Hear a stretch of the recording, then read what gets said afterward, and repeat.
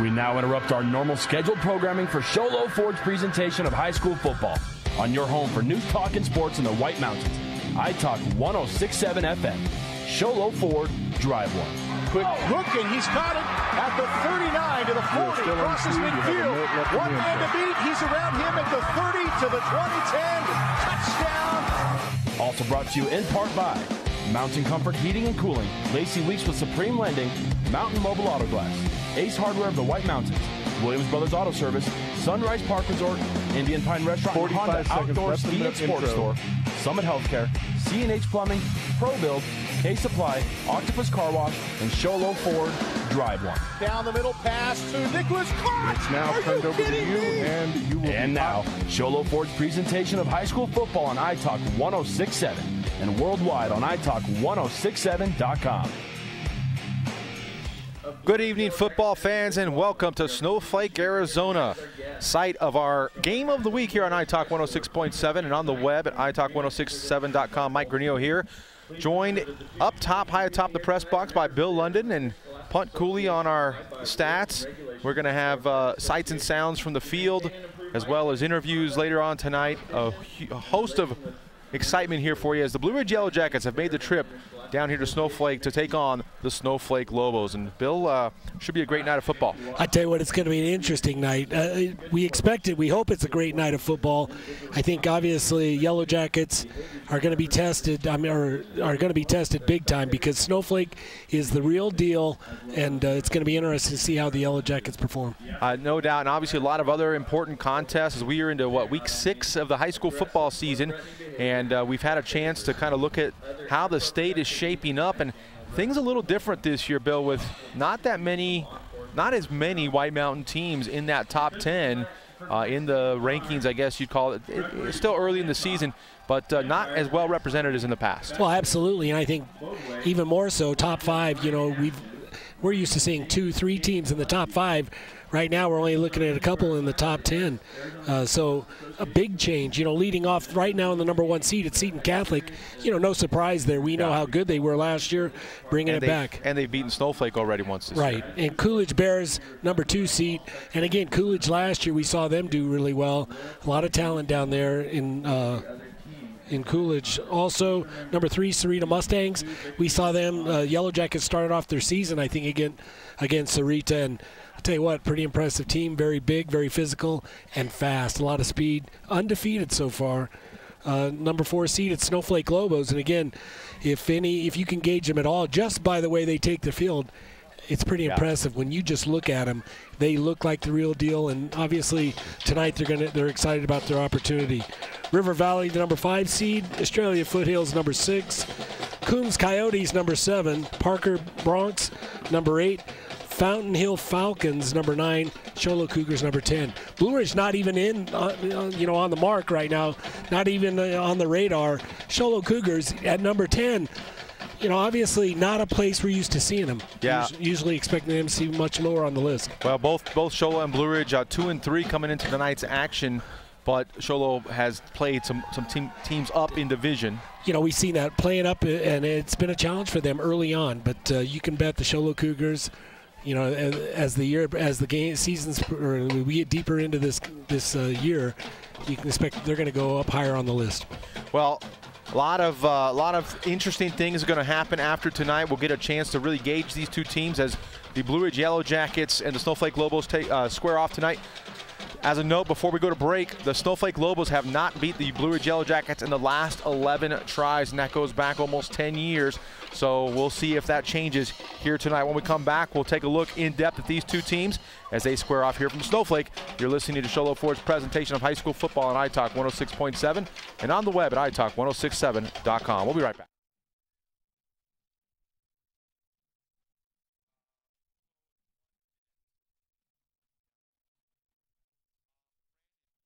My town, Sholo is football and party town, especially when you show up at Sholo Ford's Great American Tailgate event. Even if you just got your license, show up for the lowest price and longest warranty. Brand new Fords, all with our lifetime engine warranty. Not 3 years or 6, not 10 years or 100,000 miles. No way. Our warranty is forever. Come into Sholo Ford this week. Take delivery of a new Ford or pre-owned vehicle. New 2014 Ford F-150 Super Cruise, just $30,495. New 2014 Ford Focus SE, just $19,995. Or new 2014 Ford Fiestas, $13,995. Plus, every new Sholo Ford truck comes ready to tailgate with a Yeti cooler. Sholo Ford's Great American Tailgate event. It's party time at the east end of the Deuce. Oh, this is my town.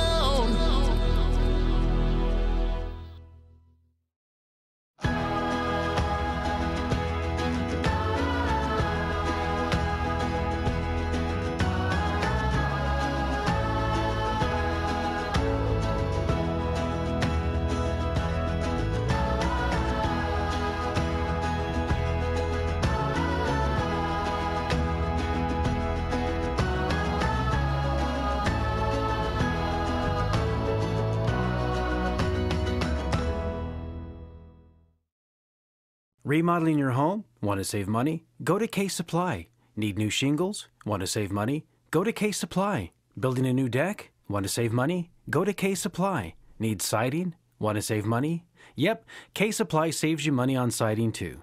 Case Supply has the best prices and the best selection on roofing, siding, decking, windows, and doors. Even better than the big box stores. So the next time you want to save money, see Case Supply in Taylor, Pine Top, and now across from the Dairy Queen in Sholo. Getting your Jackets and the Snowflake Lobos get ready to do battle on the football field here in the pregame show on iTalk 106.7. And Bill, we've seen both of these teams now play a couple of games. Let's first turn our attention to the Blue Ridge Yellow Jackets, the visiting team tonight. They kind of started off the year a little rocky, had a chance to right things a little bit in the last couple of games. Talk about the progress the Yellow Jackets have made so far this season. I tell you what, they, as you mentioned, I think starting off with Sarita, coming back with Prescott, two tough teams. Obviously, I thought the shocker was the Winslow game where they got, first half it was pretty good, second half kind of had it taken to them. So obviously not looking good. They've come back with 2 victories since then, but starting out 0-3, not something you're used to. New coaching philosophy, a lot of changes going on and trying to make those adjustments. But I'll tell you, it's been a challenge. I think, getting some guys healthy right now. They've had a week off, so they're getting a few guys back that they need back. Still a lot of guys missing. Just overall numbers down. It's going to be interesting to see how they perform tonight. This will be a real test. It will, and for some more insight, we are actually going to take a quick break here during the national anthem here from Snowflake. When we come back, we'll go down to our sideline reporter, Brandon Todd, for some insight on both the Blue Ridge Yellow Jackets and the Snowflake Lobos. We'll be back right after this.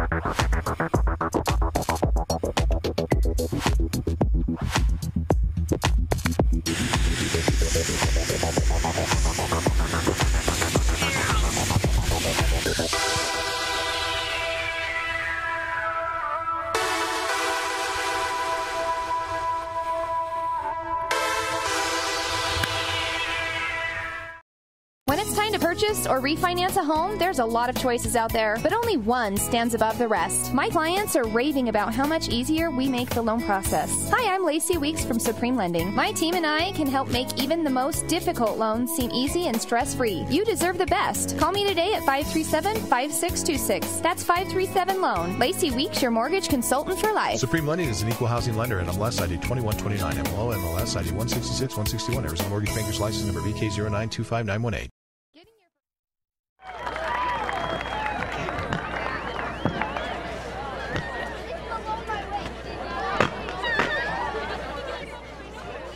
Welcome back to Snowflake High School for our game of the week as the Blue Ridge Yellow Jackets get set to take on the Snowflake Lobos. And just before the national anthem, we wanted to bring in our sideline reporter, Brandon Todd, who's been down on the field, had a chance to talk with both coaches before the game. And Brandon, let's start with the Blue Ridge Yellow Jackets. What do you think's in store based on what you saw and your conversation with Coach Belshie? Thanks, Mike. I had a chance to speak with Coach Belshie about an hour and a half ago, and he's very relaxed, very laid-back guy. And I asked him about, I blatantly asked him, I said, Coach, do you have an offensive game plan you'll share with me? And he just kind of chuckled and shrugged his shoulders. He says, we'll just do what we do. So he wasn't very forthcoming on his offensive game plan. But as far as defense goes, he says, if we can shut down the run of the Snowflake Lobos, I think we have a pretty good shot here. He has full confidence in his pass defense ability, he said, but they're very fast, very physical running the ball. So if they can just shut down the run, then he's hoping for at least to keep it within a manageable score. As far as Snowflake goes, Coach Tenney, he said there's not really much to report. He had a great week of practice. They're just looking to look clean and crisp tonight. No injuries to report. So he said we just need to stay healthy and play the game the way we've been playing, Mike. All right, thank you very much, Brandon. We'll hear more from Brandon throughout tonight's contest. And Bill, the Snowflake Lobos, you'd mentioned the disappointment kind of felt at the Blue Ridge side of things when they lost to Winslow. The very next week, the Snowflake Lobos kind of took care of business against the Winslow Bulldogs. What do you expect from Winslow tonight? Well, I tell you what, the times we've seen them, pretty impressive, obviously. And I think Brandon talked about it, the speed of the Snowflake Lobos, the power in their run game. They got that big front. I think it starts in the trenches. They're going to try to battle there, but they got big guys that can move around, get out in front, lead the way, and then they've got this misdirection offense that kind of keeps the defense on its heels, and they can attack. And then, I think let's not make light of it. They do have a strong pass. I mean, they've got the ability to go downfield in the air. It starts, I think, with Flake. What is he, 6'4", big receiver, kind of their go-to guy at times we've seen. But just a lot of talent on that team defensively, too. These guys like to fly around and very physical. They're going to come up and smack you. Well, and also talk about the size of the Snowflake Lobos. I mean, they have linemen that are 6'4", 230, 215, 225. Not a whole lot that we can match up with. That Blue Ridge Yellow Jackets can match up with size-wise. Well, and these guys can move. That's the other thing. You've got some big guards out there that get out in front, and I tell you what, it's going to be a challenge. Yellow Jackets, obviously, they're not going to match you toe-to-toe and mash you. They're going to have to be kind of a finesse team that is their quickness really helps them out, and I think that's going to be the challenge for them. They are going to have to be quick on the field. Well, that leads us very nicely, very smoothly into the Ace Hardware keys to the game tonight. Bill, if you had to pick one or two things that you think are key for the visiting team, the Blue Ridge Yellow Jackets, what would that be? Well, I'll tell you right now, I think it's going to be turnovers. You can't afford to turn the ball over. Offense, if they can sustain any offensive drives, maybe slow the game down a little bit for the Lobos. Where we've seen them struggle, it seems like their defense plays a lot on the field. That is not what you want to do out here. If you can keep the offense on the field a little bit longer, anything you can do to do that.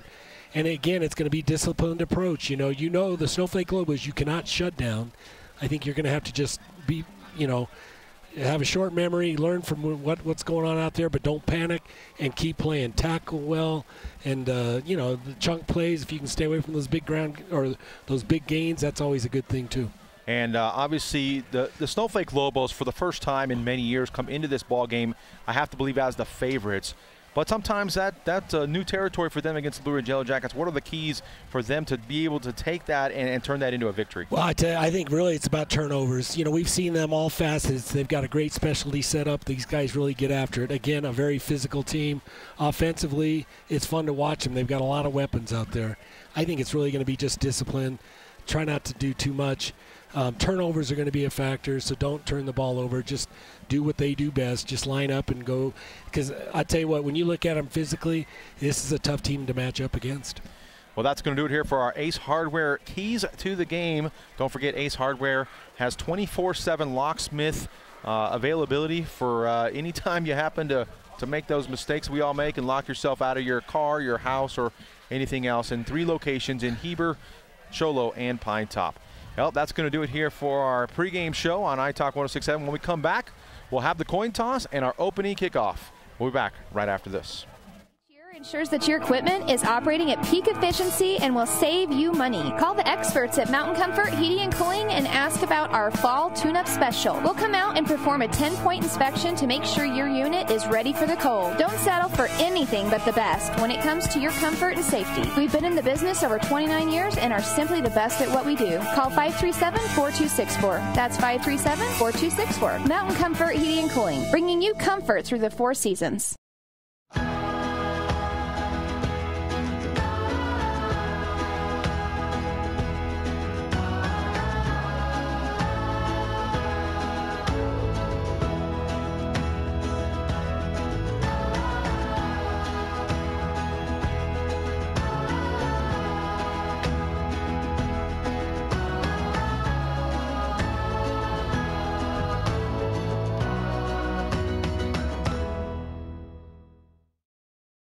Remodeling your home? Want to save money? Go to Case Supply. Need new shingles? Want to save money? Go to Case Supply. Building a new deck? Want to save money? Go to Case Supply. Need siding? Want to save money? Yep, Case Supply saves you money on siding too.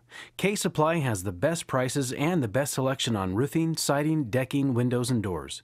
Even better than the big box stores. So the next time you want to save money, see Case Supply in Taylor, Pine Top, and now across from the Dairy Queen in Show Low. And there. We're going to have a meeting of the captains here. Captains for the Blue Ridge Yellow Jackets, number 5, Tristan Johnson, number 10, Spencer Hall, number 25, Nathan Miles, number 62, Dominic West. Captains for your Lobos are Porter Black, Lane Penrod, number 72, Alex Solomon, and 84, Drew Schneider.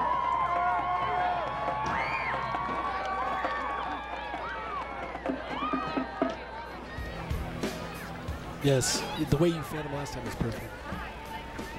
Welcome back to Snowflake High School, as we are just in time for our coin toss, and we're going to go down to our field mic and get a listen in on the coin toss.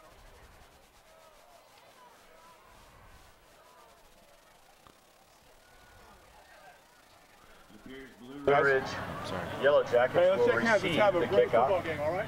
Yellow Jackets will receive to start off this first half, and they will be defending the north side. Sorry about that, I hit the wrong button. And we are about set for kickoff. Some of the captains for the Blue Ridge Yellow Jackets, Spencer Hall, Nathan Miles, Dominic West. Yep, Dominic West, and I missed the last one. Cody McBride, I believe. Was it Cody McBride? Tristan Johnson. Or Tristan Johnson. And I missed where, I don't know where the Snowflake Lobo captains went to. They went back to their huddle, so I know Travis Flake was one of those. Here comes. All right, we are going to go down to our sideline reporter, Brandon Todd. He's got a last-minute information on the Blue Ridge side. Brandon? Well, thanks, Mike. You know, it's a little surprising. I've been playing up here on the mountain. I played football here and covering it for the past year and a half. And usually the Blue Ridge Snowflake game is a pretty big game as far as fan turnout. But I'm over here on the Blue Ridge sidelines, and I got to say, I could probably maybe 22 people over here came out to support their team. So pretty unusual, and just wanted to share that information with you, Mike. Maybe they're getting pizza or something. They're going to come a little bit later. Thanks, Brandon, for that. As we are set for kickoff, our officials, Paul Hancock, our white hat tonight, be in charge of this crew, local crew, for this big contest. Yeah, joining Paul is Lance Spivey, James Gillespie, Steve Broadway, Ryan Ashton. And the Blue Ridge Yellow Jackets will receive the kickoff, and so have a chance to go on offense first. What do you think about that decision, punt? I mean, Bill, you think, you know, if you're the underdog, you want the ball first, or do you want to get your defense out there first? To me, it seems like anymore everybody likes to defer. They want the ball in the second half. Not sure who won the toss, though. Did you hear it? I missed it. I'm assuming that Snowflake won it, but maybe it is the Yellow Jackets, and hopefully they can establish a gain or establish a drive early on. All right, the Lobos, as we are set for kickoff there in a tight formation, perhaps looking at onside kick. We know Coach Tenney does like to use the onside kick. We'll see if he uses it here. two deep back for the Blue Ridge Yellow Jackets. But the kickoff is underway. It's high and overhand kick taken at the 8-yard line. Looks like it's Miles. Miles bringing it up the middle, has a little room, but is knocked down immediately at the 29-yard line by Keegan Bjorn. And the Blue Ridge Yellow Jackets will have it, though, 1st and 10 at their own 30-yard line. Nice job on the return again, getting the ball out to the 30-yard line. And again, you know, the setup, interesting with Snowflake, you know, you see him get back and have a good run at it. One of the rule changes for this year, you've only got 5 yards if you're on the kickoff team, so they can't get a lot of steam behind them. And decent field position for the Yellow Jackets. Jackets come out with the tight end to the right side, offset backs behind Hall. Hall's going to throw on 1st down and overthrows intended receiver Jared Tenegith. Yeah, just a little quick 3-step, and Tenegith, just a little hook. He's going to go up and just turn around right on the Snowflake sideline. The near side just overthrown, you know, a little bit of nerves maybe for quarterback Spencer Hall. Yellow Jackets like to use the pro set, 2 wideouts on either side, tight end. Their normal starting tight end is out for the year. That's Adam Padilla. Now Jackets go with I-backs behind Hall under center. Gives to the first man through. He's got room with the middle across the 35. Looks like Tristan Johnson with the carry. Ahead to the 37-yard line, pickup of 7. Going to bring up 3rd down and 3. Nice job by Tristan Johnson. Again, just a quick inside trap. That 4-man front for the Snowflake Lobos. If you're going to attack it, inside is probably on the quick inside trap. Works out well. Gets 7 yards on that play. The 3rd down possession coming up for the Yellow Jackets. A manageable 3rd down. We'll see if they decide to go to the air or run it. Send Josh McCray wide right. Daniel Perez here to the near side. Hall giving it to the deep man. That's Miles. Miles, they got to get to the 40. Not sure if he did. It will depend on the spot. And excuse me, that was Tenegith, the wide out here. I think it's spot. And it is across the 40. Good for a 1st down at Lacey Weeks at Supreme Lending. 1st down for the Yellow Jackets, their 1st of the night. Coach Belshie really liking the right side that time. Again, Wyatt McKinley for the Snowflake Lobos, one of the first guys from his left defensive end of the Snowflake Lobos, makes the stop, as well as a couple others, but nice job by Miles to drive and get the 1st. Offset backs for the Jackets, bring Tenegith in motion. Pitch it to Miles, off the left side, flag on the play. Miles does a good job leaping to get back to the line of scrimmage, but not much else. Probably in the area of holding. Absolutely, you know, quick flag, we'll see what happens. But again, trying to get outside, you could see the Snowflake Lobo defense so quick, they had it shut down before it really got outside the tackle. Nice job by Miles, I thought, just getting it back close to the line of scrimmage. And it is holding against Blue Ridge. It's going to back them up 10 yards. They brought Tenegith in motion to try to contain the outside. Good penetration by the defensive end, though. He never could get to the outside. It's a challenge, you know, again, just coming in motion, as you mentioned, trying to seal the corner, but as good linemen will do, again, quick off the line, doing an outstanding job penetrating, but not just there. Also, guys, they tried to pull somebody, they come in from the backside and just fill it. So on 1st down and 20. Again, McCray wide right, Tenegith wide here to the near sideline. Hall takes the snap, fakes it, play action, gonna pass. Looking left, has a man in the flats, but well overthrown. Intended for Trey Tenegith, coming across the middle. He's playing tight end for the Jackets tonight, but the pass falls incomplete. Again, Spencer Hall not quite in the zone right now. We've seen him, he's got a strong arm, baseball player as well, very impressive the way he throws so far early here, not doing such a good job. I will tell you, they had Tristan Johnson going deep on a seam, down the middle of the field, wide open, and also on the far side, right in front of the Blue Ridge bench, they had another guy going deep that looked like he had some space. Hall was forced to pull that one and throw it a little quicker than he'd probably wanted due to the pressure. As they send McCray wide to the left far side of the field. Tenegith to hit on the near side along with the tight end. Hall's going to give it to the 1st man through. That's Tristan Johnson. He has 5 yards to the 35-yard line. Going to bring up, though, a tough 3rd down and 15 for Blue Ridge right in the middle, in between the hashes. Really just trying to see if they could catch him off guard. Again, looking for that pressure from the front. And so trying to go back inside. Somebody's limping a little bit over there for the Yellow Jackets. But defensively, good discipline with that they went to a 3-man front. Really just holding inside, doing a nice job shutting it down after 5 yards. Jackets bringing an extra receiver now. Go trips to the left side. Bring Nate Miles, lone receiver. Tristan Johnson in the backfield. They're going to try to go deep, but the pressure is to Spencer Hall, and he is sacked in the backfield. Looks like Alex Solomon gets there, and he'll drop the Jackets back to the 29-yard line. You talked about it. Alex Solomon comes in from the defensive right side, does an outstanding job. And again, just a quick linebacker that, or middle linebacker that comes up, makes a play, shoots the gap, gets in there, and Spencer Hall really didn't have a chance to set up. Well, the Jackets got a first down, but they lost 6 on that play, and after the penalty, going to bring up a 4th down and a whole bunch. And so in to do the punting for the Blue Ridge Yellow Jackets is Timmy Entrican. And we have a whistle on the play. Looks like we had a substitution. Yeah. Looks like we had a substitution issue. And we may have 12 on the field. We'll check that here in a second. It is against the Yellow Jackets. It will back them up further. Boy, and Snowflake just really loving this field position. As the Yellow Jackets, again, this is farther back than when they first started this drive at their own 30-yard line. So that's a -5 net yardage tonight. 2 penalties for 15 yards, though. Yeah, really going the wrong direction, not what they want to do. So back to receive this one at his own 37-yard line. I don't have a number. It looks like Porter Black.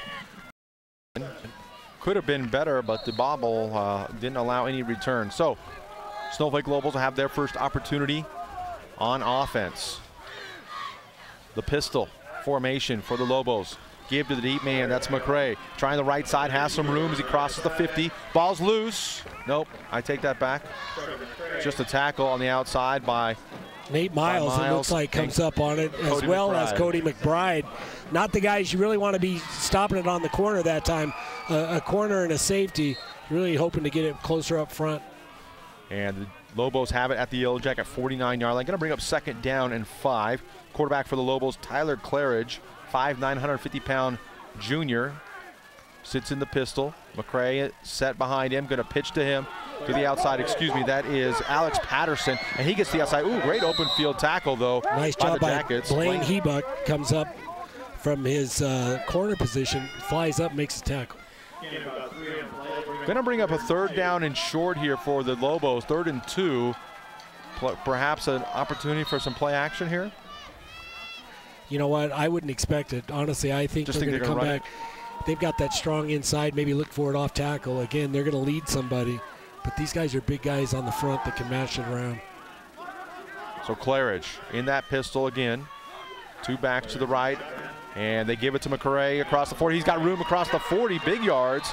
Finally tripped up on the inside. Looked like perhaps Entrican there, but it's going to be a Mountain Comfort Heating and Cooling first down for the Lobos at the Yellow Jacket 39-yard line. Nice bit of running that time. Yeah, I think it was Porter Black, wasn't it, on the run?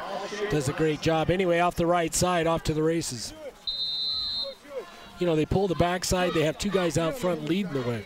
Was that McRae on the run, or was that? Okay. I'm sorry, it was McRae. Okay. McRae stays in at tailback. Claridge takes a snap. Going to give it to McRae. No. Counter action to Wood. Wood makes a man miss at the 30. He's off to the races at the 20. At the 10. Touchdown, excuse me. That is Drew Schneider, the other tall tight end. And he goes 39 yards for a Snowflake Lobo touchdown on first down. Senior Drew Schneider, again, 5'10", 160-pounders. But I tell you what, he's got another gear. He comes on a counter back towards us, turns it upfield, cuts back, and cuts back right, and it's a race to the end zone. Nobody can catch him.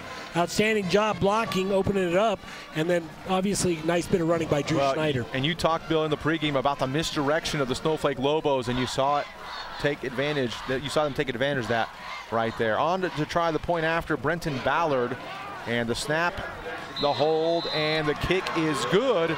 And so with 6 minutes and 51 seconds left to go in the first quarter, the Snowflake Lobos take the early lead 7-0. You're listening to Sholo Ford's presentation of high school football on iTalk 106.7 and on the web at iTalk1067.com. Lobos, here we go, cheerleaders. Sholo is foot warranty, not 3 years or 6, not 10 years or 100,000 miles. No way. Our warranty is forever. Come into Sholo Ford this week. Take delivery of a new Ford or pre-owned vehicle. New 2014 Ford F-150 Super Cruise, just $30,495. New 2014 Ford Focus SE, just $19,995, or new 2014 Ford Fiestas, $13,995. Plus, every new Sholo Ford truck comes ready to tailgate with a Yeti cooler. Sholo Ford's Great American Tailgate event. It's party time at the east end of the Deuce. Oh, this is my town. Yard line. So Coach Tenney rolling the dice a little bit on the field position battle, but the Jackets will have good field position at the 34, 35-yard line. Yeah, I'm not sure whether it was an onside or kind of a pooch, or not really, even because it didn't have air in it, but just a short kick, just trying to see if they could get it behind the front line, but then no return on it for the Yellow Jackets. Right, no return, I guess, is the key. Kind of a Coach Tenney is looking for a squib kick. All right, Jackets will take over here on their second possession of the night. They have -5 yards so far as Tenderjeth is lined up to the wide side. And McRae here to the short side. Offset, backs behind Hall, give it to Miles on a counter. He's across the 35 to the 40, finally taken down by the Lobos, Bjorn and Penrod, but not before a good pickup for Miles at the 41, a gain of 6. Nice job by the left side of the Yellow Jacket line, really crashing down. Snowflake Lobos doing a nice job getting off the line defensively, getting penetration. Rosario does a great job for the Yellow Jackets, coming in and crashing on them and just driving them down, really allowing that to take off. So on second down and 4, I-backs behind Hall, gives it to the deep man. That's Miles, and he's got nowhere to go. Might have been able to drive the pile forward a yard, but isn't going to have much more of that than some big bodies up front for the Lobos. I believe that's J.R. Fox, 6'3", 250-pound sophomore, anchoring the line, defensive line. You know, quick couple little numbers from our statistician, Punt Cooley. The Yellow Jackets' first drive, 3 minutes and 6 seconds, starting on the 30, ends on the 29, ended with a punt. Snowflake Lobos only had the ball 143, went 47 yards to score. On third down, the Jackets give it to Johnson, and he drives forward on that inside handoff and has it across the 40 to the 40, across the 45 to the 46, and it's good for a Lacey Weeks at Supreme Lending. First down for the Blue Ridge Yellow Jackets. Tristan Johnson, again, as you mentioned, running back up the inside. A lot of trash in there, but does a nice job getting that first down. Well, if the Jackets can keep themselves from penalties here, this is the way they started off their last drive, but the penalties really hurt them. We'll see if they can do here as they are approaching midfield and have a first down. I tell you, it looked like Tristan Johnson got up a little bit slow that time, maybe twisted up a little bit. Tenderjeth here on the wide side, I-backs behind him now, send Johnson in motion. Pitch it to Miles, trying to get to the outside. Cuts it back inside, and his legs are taken out from underneath him. Looks like Alex Solomon with the tackle for the Lobos, but Miles does get 2. Going to bring up second down. Alex Solomon, you know, we've already called his name a couple times.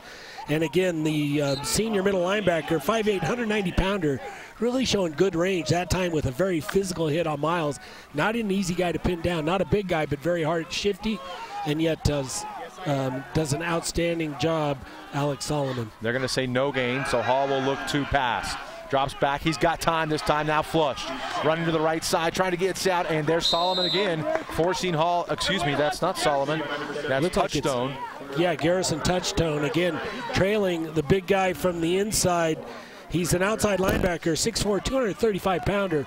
Big guy really trying to change his angle. Again, manages to force Spencer Hall out of bounds. But Hall does pick up positive yards, a gain of 3 to the Blue Ridge 49-yard line. But it's going to set up a third down and 7. Jackets probably got to go to the air on this one. Oh, absolutely. I tell you, the impressive part, lots of time for the Yellow Jackets. Again, keeping guys inside, trying to help block, but the front that time doing a nice job, really sealing it up.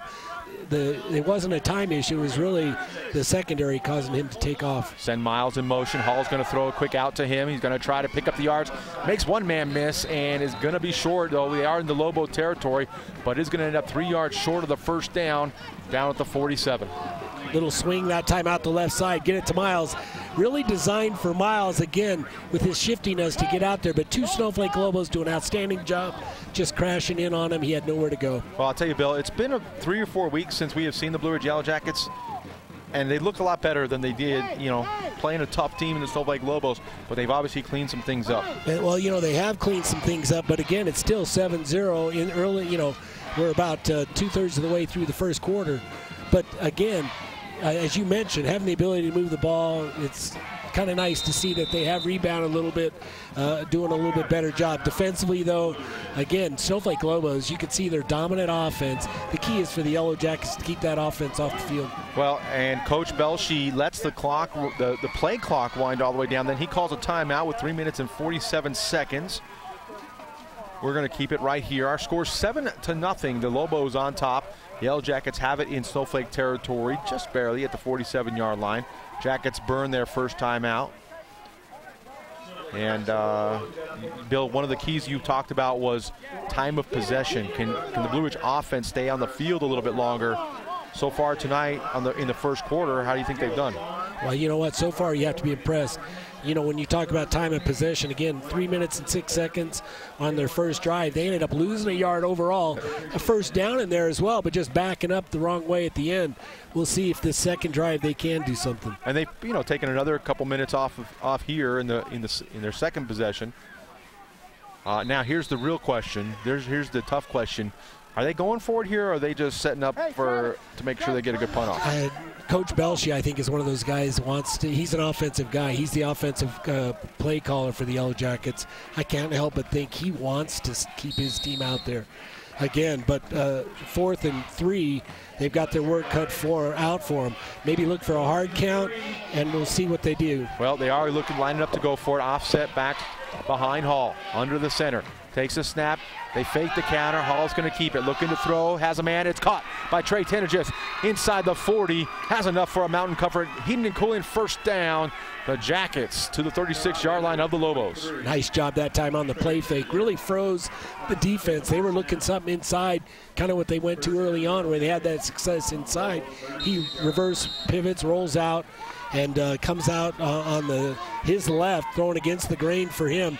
Does a nice job with Tenegis connecting and getting that first down. Hall under center. Ibach behind him, gives to the first man through. That's Johnson. He's got a little bit of room at the 30 and is tripped up there on a good tackle by Snyder for the Lobos. But credit Johnson. Every time he's touched it, had about 5 or 6 yards. This time 7. I tell you what, really credit the front. Again, Snowflake's got that big 4 front. Very physical. Again, even talking about Solomon, that middle linebacker, doing a nice job really tying him up, getting Johnson through, and he's a good little runner. Offset backs behind Hall, looking to throw on the quick out to Tenegis. This time, Clay Tenegis. He's knocked out of bounds at the 25-yard line, but is going to probably have enough for the first down. Snyder on the tackle for the Lobos. Looks like they're spotting it inside the 25, which is a first down. So the Yellow Jackets, one of the tick marks we talked about, you got to keep the ball, keep the drive going. Really with a nice drive so far here on their second possession. And starting at their own 35-yard line, able to, like you said, get some offense going. They send Tenegis this time to the far side. McCray here on the near.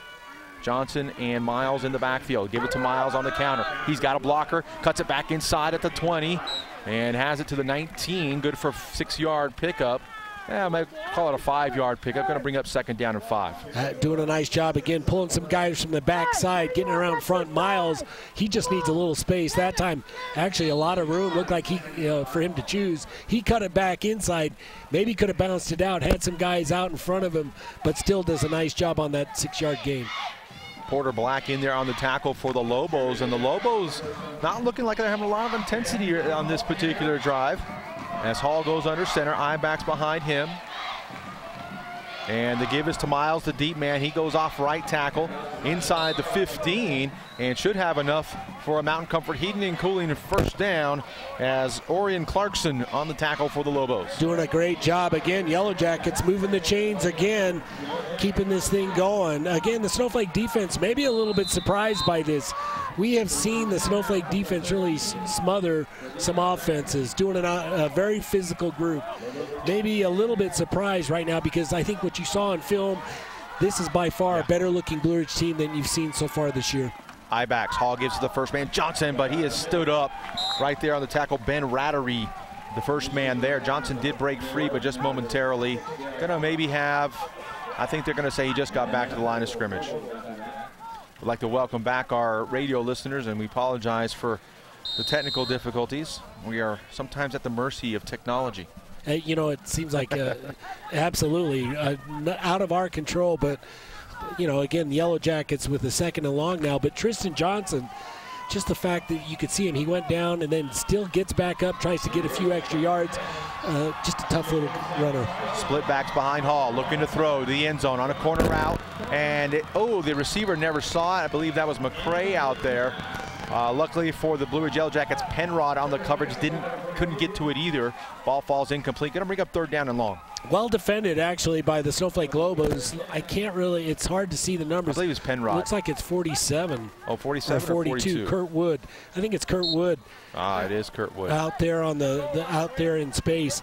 You know, it's hard for these guys. Again, you mentioned it as far as Josh McCray. He goes wide and really never did see the ball, didn't have a clue where it was at.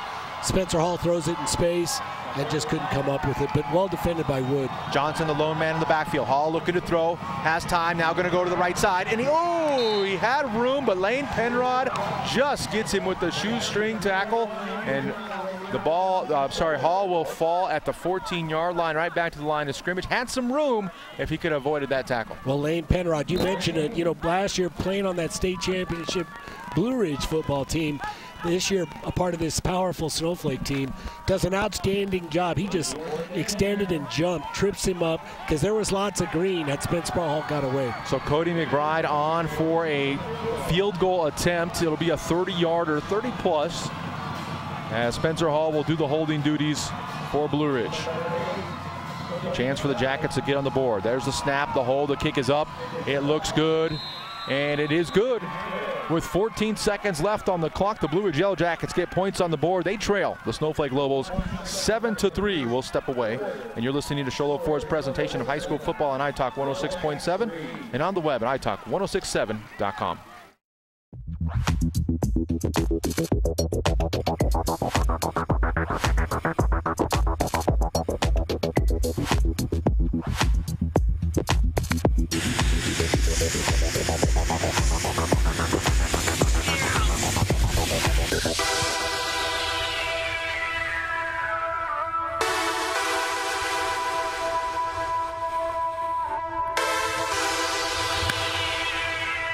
When it's time to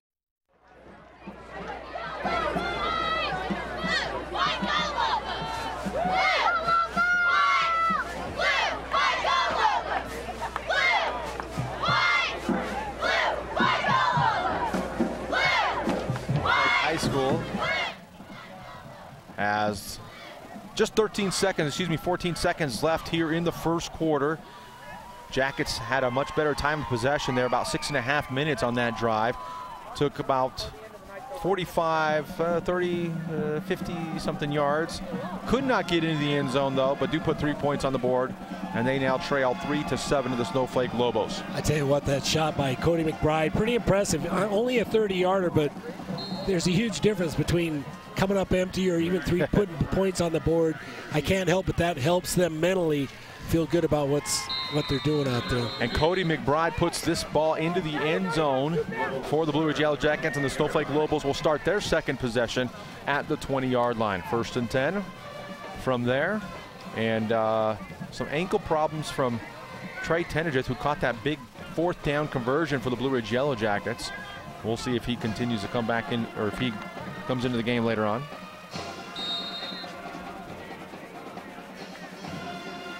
Yeah, you know, you talk about ankle problems. I think you probably have to go to elementary school for him not to have, you know, physically he's taken a beating. You know, he's a young man, but his body has been used and abused. Claridge in the backfield, flanked to his right by the running back. McCray comes in motion across the formation. They're going to give it to him on the end around. Trying to get off to the right side, hit there, and spins out of the one tackle and falls across the 26-yard line. Pickup of 6. Going to bring up 2nd down and 4. Nice job. Looks like and that'll be the end of the first quarter after pickup of 6. And that's going to do it for the first quarter. Our score, Yellow Jackets 3, the Snowflake Lobos 7. You're listening to Sholo Ford's presentation of high school football on iTalk 106.7 and on the web at iTalk1067.com. or Or refinance a home? There's a lot of choices out there, but only one stands above the rest. My clients are raving about how much easier we make the loan process. Hi, I'm Lacey Weeks from Supreme Lending. My team and I can help make even the most difficult loans seem easy and stress-free. You deserve the best. Call me today at 537-5626. That's 537-LOAN. Lacey Weeks, your mortgage consultant for life. Supreme Lending is an equal housing lender and MLS ID 2129, MLO MLS ID 166-161, Arizona Mortgage Bankers License Number VK0925918. Getting your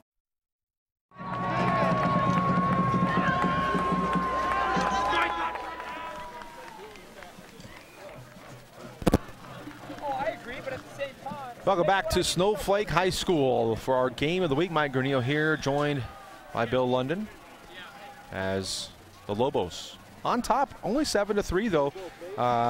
If you're the Blue Ridge Yellow Jackets, you got to like where you are right now, Bill. Well, absolutely. You know, we look at that second drive by the Yellow Jackets, taking up time of possession 6 minutes 34 seconds. Started at their own 35, get all the way down in Snowflake territory to the 13, ending with a field goal. 14 plays, doing a great job, 52 yards total on the drive. 32 of those coming on the ground, but 20 yards in the air. Just a nice job. Again, the score 7-3. But Yellow Jackets doing a nice job just keeping the ball out of the Snowflake offense. Don't forget you can watch this game live on iTalk1067.com. We should also have some scores coming in from around games. We'll try to keep you up to date on those as we are set for action here in the second quarter. Lobos on 2nd down and 4. Give to McCray, I believe that's Black as he scoots forward, cuts back inside. A couple of Jackets had a shot at him, but he avoids them. Johnson in there on the tackle, along it looks like with Josh Aller as well, coming out Dominic from that West. left side, and then Dominic West. But again, Porter Black doing a great job, making those guys miss, getting some yards. You know, again, just about a yard shy of the first down. It looked like Blue Ridge had it defended fairly well.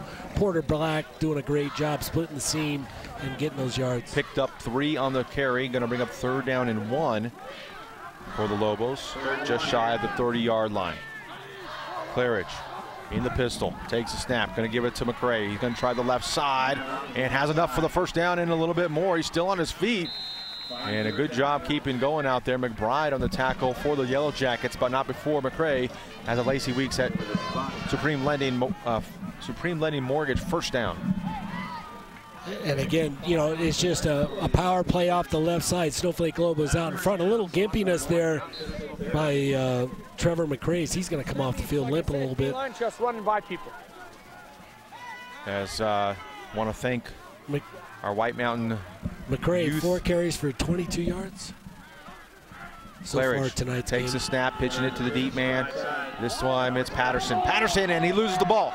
And it's a scramble, mad scramble. Looks like the Lobos have it. Penrod with the recovery, and they're going to lose a yard on the play. Going to bring up 2nd down and long, but the Jackets get to Patterson, but cannot come up with the fumble. Josh Aller doing a great job, as well as Ryan Eccles, left side of the defensive part for the Blue Ridge Yellow Jackets. Again, the speed, not really for the Snowflake Lobos. We're so used to them getting around the corner. Yellow Jackets doing a nice job getting out there and really tying them up. We'll see if Claridge goes to the air here. He's in the pistol. 2 backs to his left and a man behind him. Takes a snap. Going to give it to Black. Black's trying the left side now, cuts it back across the 35. He's to the 40, and the pile carries forward to the 41. Pickup of 8 on the play. Going to bring up a 3rd down and 4 situation. Very manageable now for the Snowflake Lobos. Jared Tenageth, one of the guys in on the stop, coming all the way over from his he's a safety position. London in there on the tackle as well for the Yellow Jackets, as Johnson had some shoulder problems and he's favoring it now. Going to bring up 3rd down and 4. Claridge sticking with that pistol formation, 2 up backs, 1 deep. Takes the low snap. No, it's a fake. And nothing doing as the Yellow Jackets hold on strong as this ball was snapped directly to one of the up backs. And they're going to gain, no gain on the play. Going to bring up 4th down. Well, we'll see again what Snowflake does with it, if they're willing to punt it away or go for it here. 4th and 4, it's going to be a big question. for the Snowflake Lobos. Let's go down to our sideline reporter as the Snowflake Lobos are going to call a timeout, talk about this 4th down conversion. We will go down to Brandon Todd. Brandon? Thanks, Mike. I was just over here on the Snowflake Lobos sideline, and the trainers were working on Trevor McCray's ankle. Apparently he twisted his ankle. I see him going out to the huddle right now. He's got a little bit of a limp in him. He was complaining of some pain down his left ankle. They were rubbing it out. They didn't retape it or anything, and he's back in the huddle. So Trevor McCray might be something to watch there on that left ankle. Well, thank you, Brandon. And perhaps the reason why the Lobos haven't been able to get the yards is that McCray has been out of the game for the last couple. I tell you what, obviously, if you have a runner like that, you want him on the field versus on the sideline. You know, as Brandon had mentioned, he went out in the huddle, but he's still gimpy a little bit. We see him favoring his ankle, and obviously that's not something you want to have happen. So Claridge, looks like Claridge is coming to the sideline along with Penrod, and so from the looks of that, you would think they're going to punt it away. But you never know. Coach Tenney, he likes to mix things up. You know, a little bit of pressure, too. Again, obviously a favorite. You see the Yellow Jackets go for it. You wonder, how does that impact a guy? You know, the other coach on the other side thinking, you know, and you got to like his chances. You look at this team wanting to maybe do something sneaky. Well, the Lobos are in punt formation, but the Jackets aren't buying it. There's the snap. And Black going to put boot into it, a little pooch kick, and nobody back to return. As it takes a Lobos bounce at the 15-yard line, and it will bounce inside the 15 to about the 12. And so good job by the Lobos executing the punt. The Jackets will have it 1st and 10 from there. Again, Coach Tenney, you know, he's an aggressive guy. He's willing to do some trick. You know, we've seen him do some fake stuff before. Again, just a running punt that time by Black. Does a nice job kind of freezing the team. Defensively, Yellow Jackets, they don't even send anybody back. We're really wanting to make sure. They weren't buying it, huh? And luckily for them, the ball died actually on the 12th. I thought it could have rolled all the way inside the 5. Luckily, it died on them. They've still got Snowflake. Works to an advantage for them, but Yellow Jackets could have been worse. And we owe you a scoring update. We'll go back to the studio here in just a second, right after this play. 1st down for the Jackets. Hall going under center. Triple I behind Hall as he pitches it to the deep man. I believe that's Miles, and he's run out of bounds, but a good pickup, a 6 on the play to the 18-yard line. Let's go back to the studio as Royce Kincannon has a scoring update for us. Royce? That's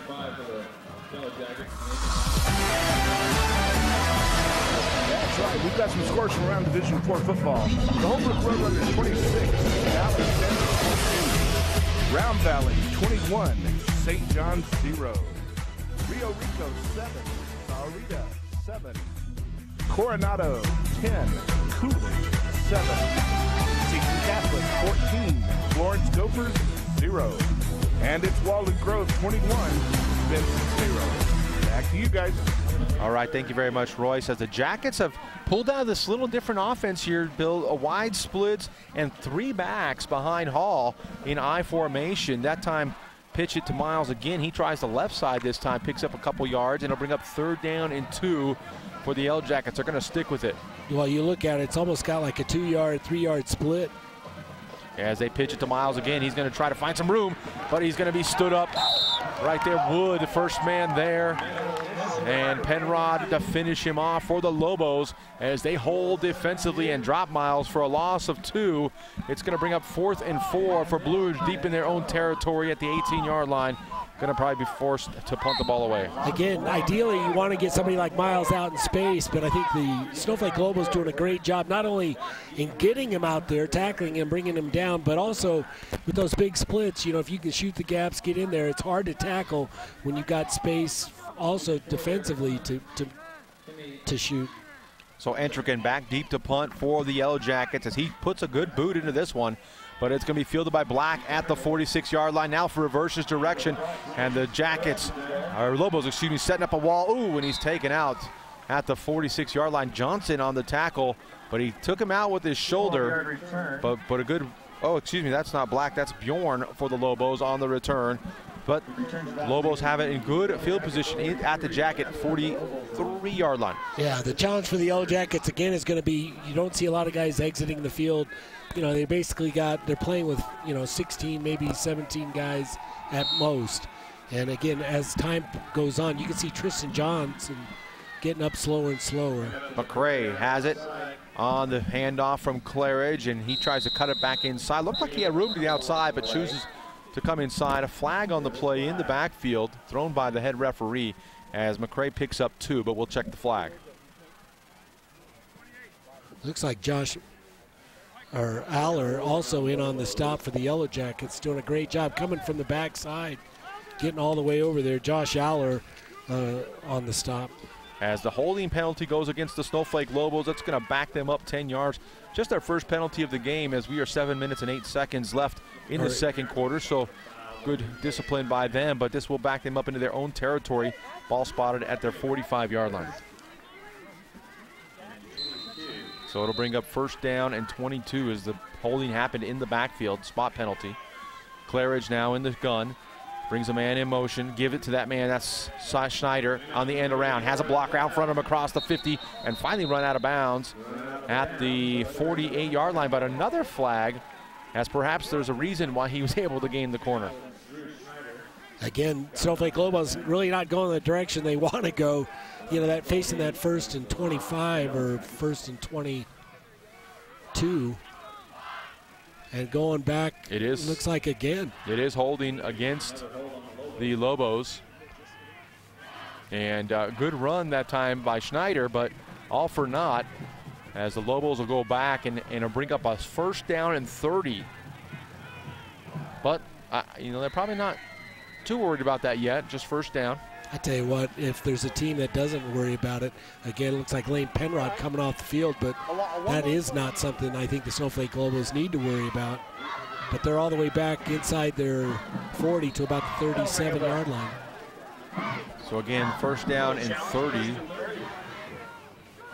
Claridge takes a snap, looking to pass, throws a little quick screen out here to the near side, complete across the 35 to the 40.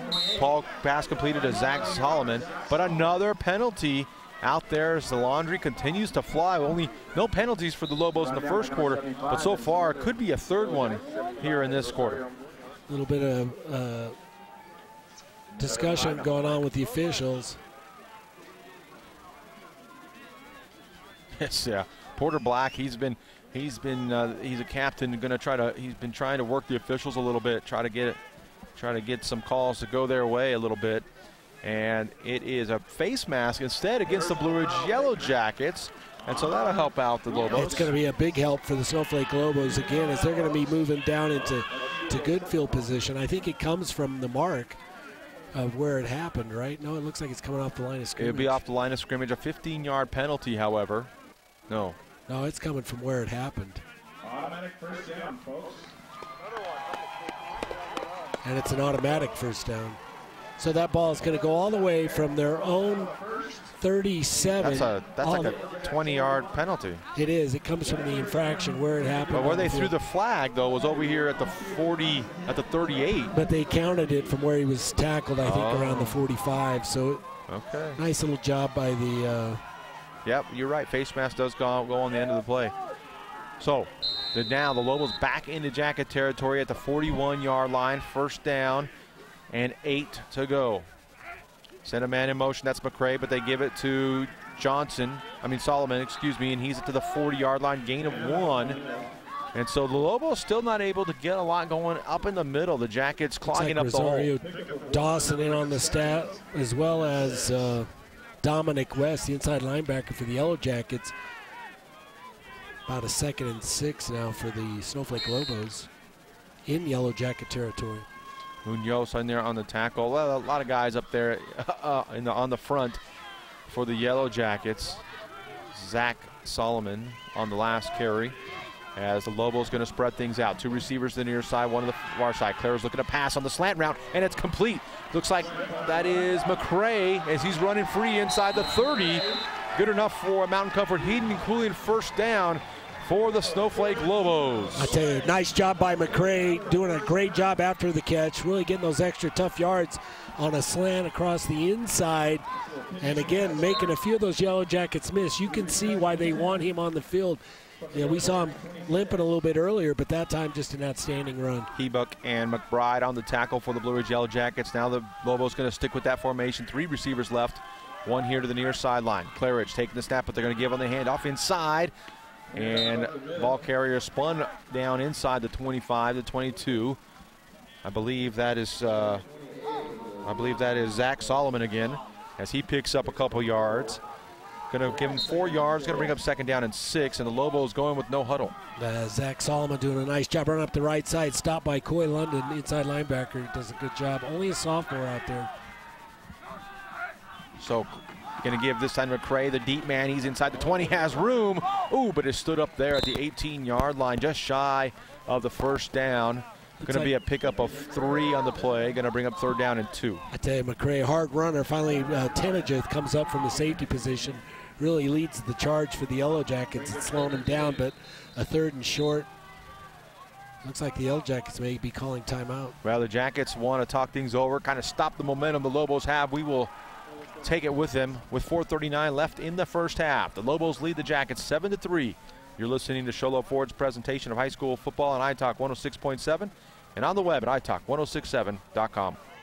Furnace tune-up each year ensures that your equipment is operating at peak efficiency and will save you money. Call the experts at Mountain Comfort Heating and Cooling and ask about our fall tune-up special. We'll come out and perform a 10-point inspection to make sure your unit is ready for the cold. Don't settle for anything but the best when it comes to your comfort and safety. We've been in the business over 29 years and are simply the best at what we do. Call 537-4264. That's 537-4264. Mountain Comfort Heating and Cooling, bringing you comfort through the 4 seasons.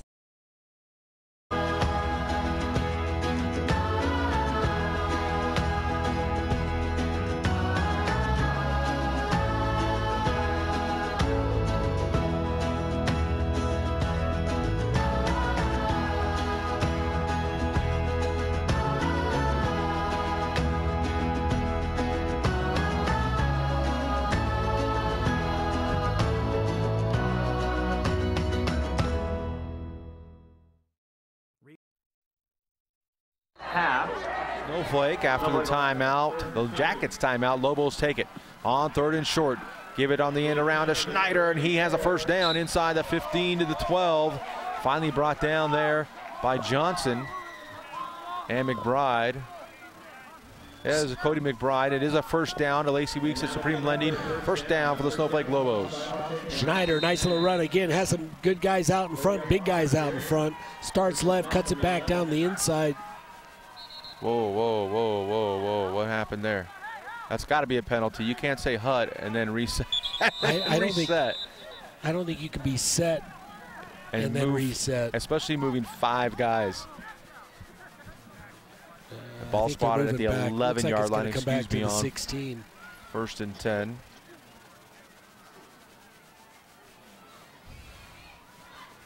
So far, that's going to be the 3rd penalty of the game for the Snowflake Lobos. The Blue Ridge coaching staff is trying to gain themselves a penalty as the officials very animate about moving them off the sideline. It is going to be a false start against the Lobos.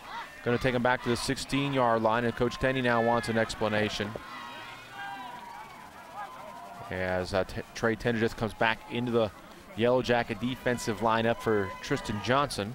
Tristan Johnson's going to get a chance to sit down. And again, a lot of these guys playing both ways. You know, it's all those Snowflake Lobos, again, a lot of those guys playing both ways as well. Just some big physical guys that get after it. Little more depth on the Lobo side at the skill position. They can shuttle in a couple different players. They've already had quite a few different players carry the ball. And so the Lobos will try it again here. 1st and 15.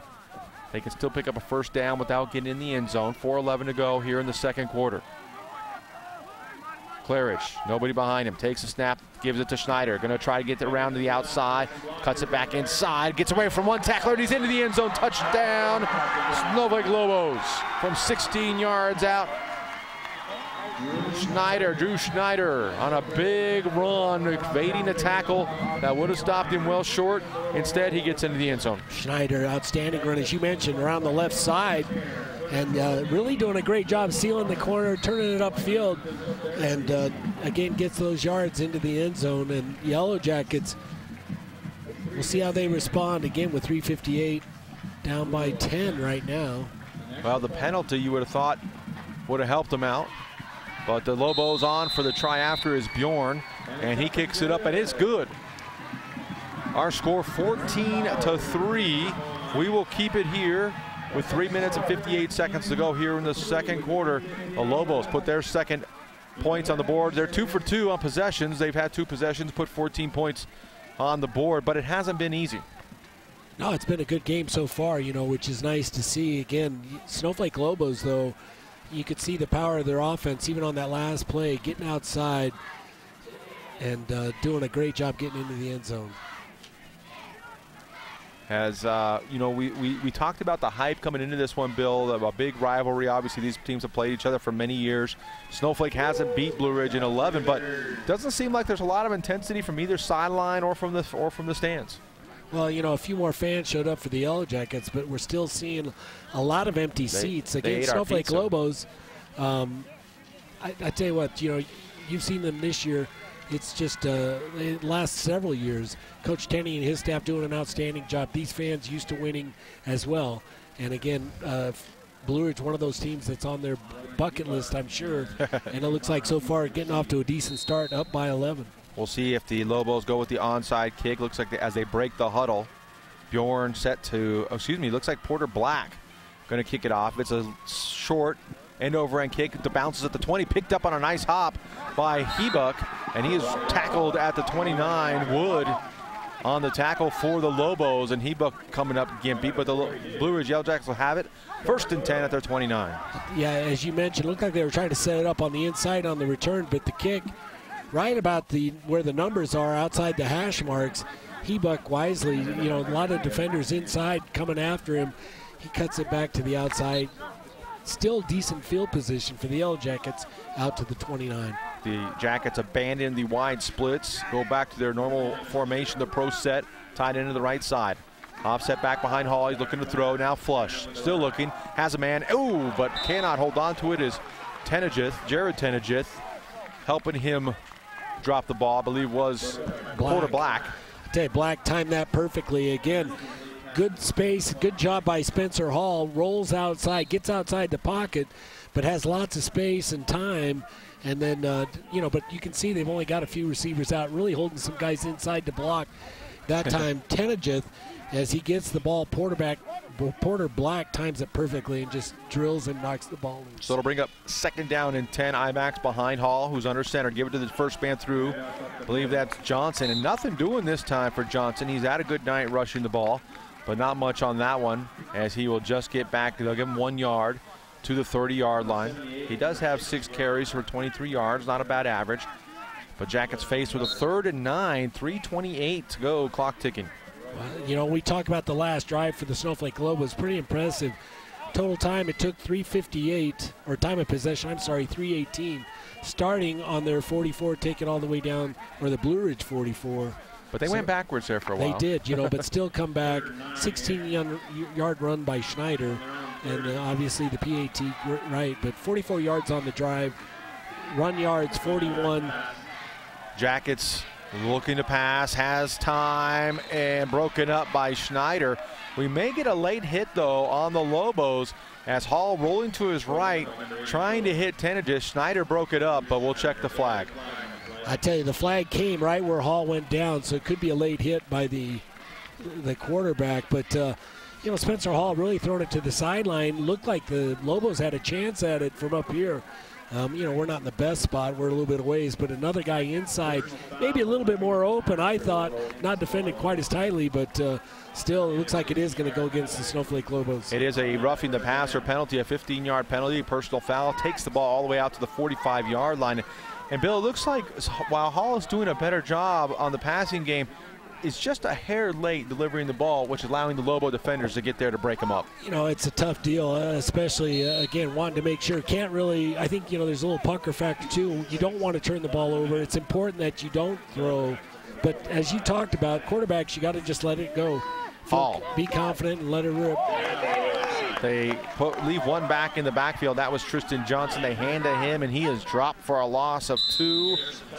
And the Lobos want a timeout with 2 minutes and 47 seconds. Coach Tenney has visions of getting the ball back. I'll tell you what, Lane Penrod in on the stop as well as Alex Solomon. You know, just the Snowflake Lobos on the left side just doing an outstanding job. And really, you know, Yellow Jackets losing 3 yards on that. Nice job defensively by the Lobos. And Coach Tenney has one more timeout, I believe, and he's going to try to save himself some time to perhaps try to put some more points on the board if they can stop the Jackets, but only second down. Does Blue Ridge got to try to run the clock out here, or they got to try to get some points on the board? I think they got to try to keep this drive alive. Again, we're talking about a second and 13, so they've got 2 plays now to eat up 13 yards, and again with 2:47 left, just under 3 minutes, you can bet they will probably punt it away, not really wanting to afford to give the Snowflake Lobos a short field going in before half. So again, we'll see how creatively they go to the board. I think on the other side, Snowflake Lobos really want to get another shot at it. Their offense on a roll right now on that last drive. You really saw them kind of taking it to the Yellow Jackets, I thought, on the ground. All their yards on that 44-yard drive, 41 of them coming on the ground. So it'll be interesting to see if it's like a chess match out there. We'll see if Tenney, if it pays off for him and he can get the ball back. See if the Jackets would like to keep it on the ground as they send 3 receivers right, 1 here to the near side. That's Hebuk. Hall is looking to throw, though. He's rolling right, looking downfield, has a man open at the 45-yard line, knocked out of bounds by, I couldn't get a number over there, number 16, Porter Black. I think it's. But the pass complete to McCray for the Yellow Jackets, and just shy, no, they're going to say good enough for a first down. Mountain Comfort Heating and Cooling, first down for Blue Ridge. I tell you, kudos to Spencer Hall again that time. They delayed the stunt, firing a linebacker, blitzing a linebacker.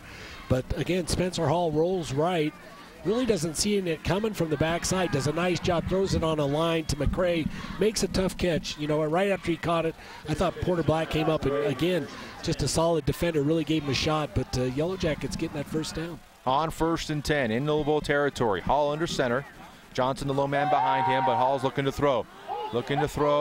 Still looking, and now has to get rid of it, and nobody home for the Blue Ridge Yellow Jackets.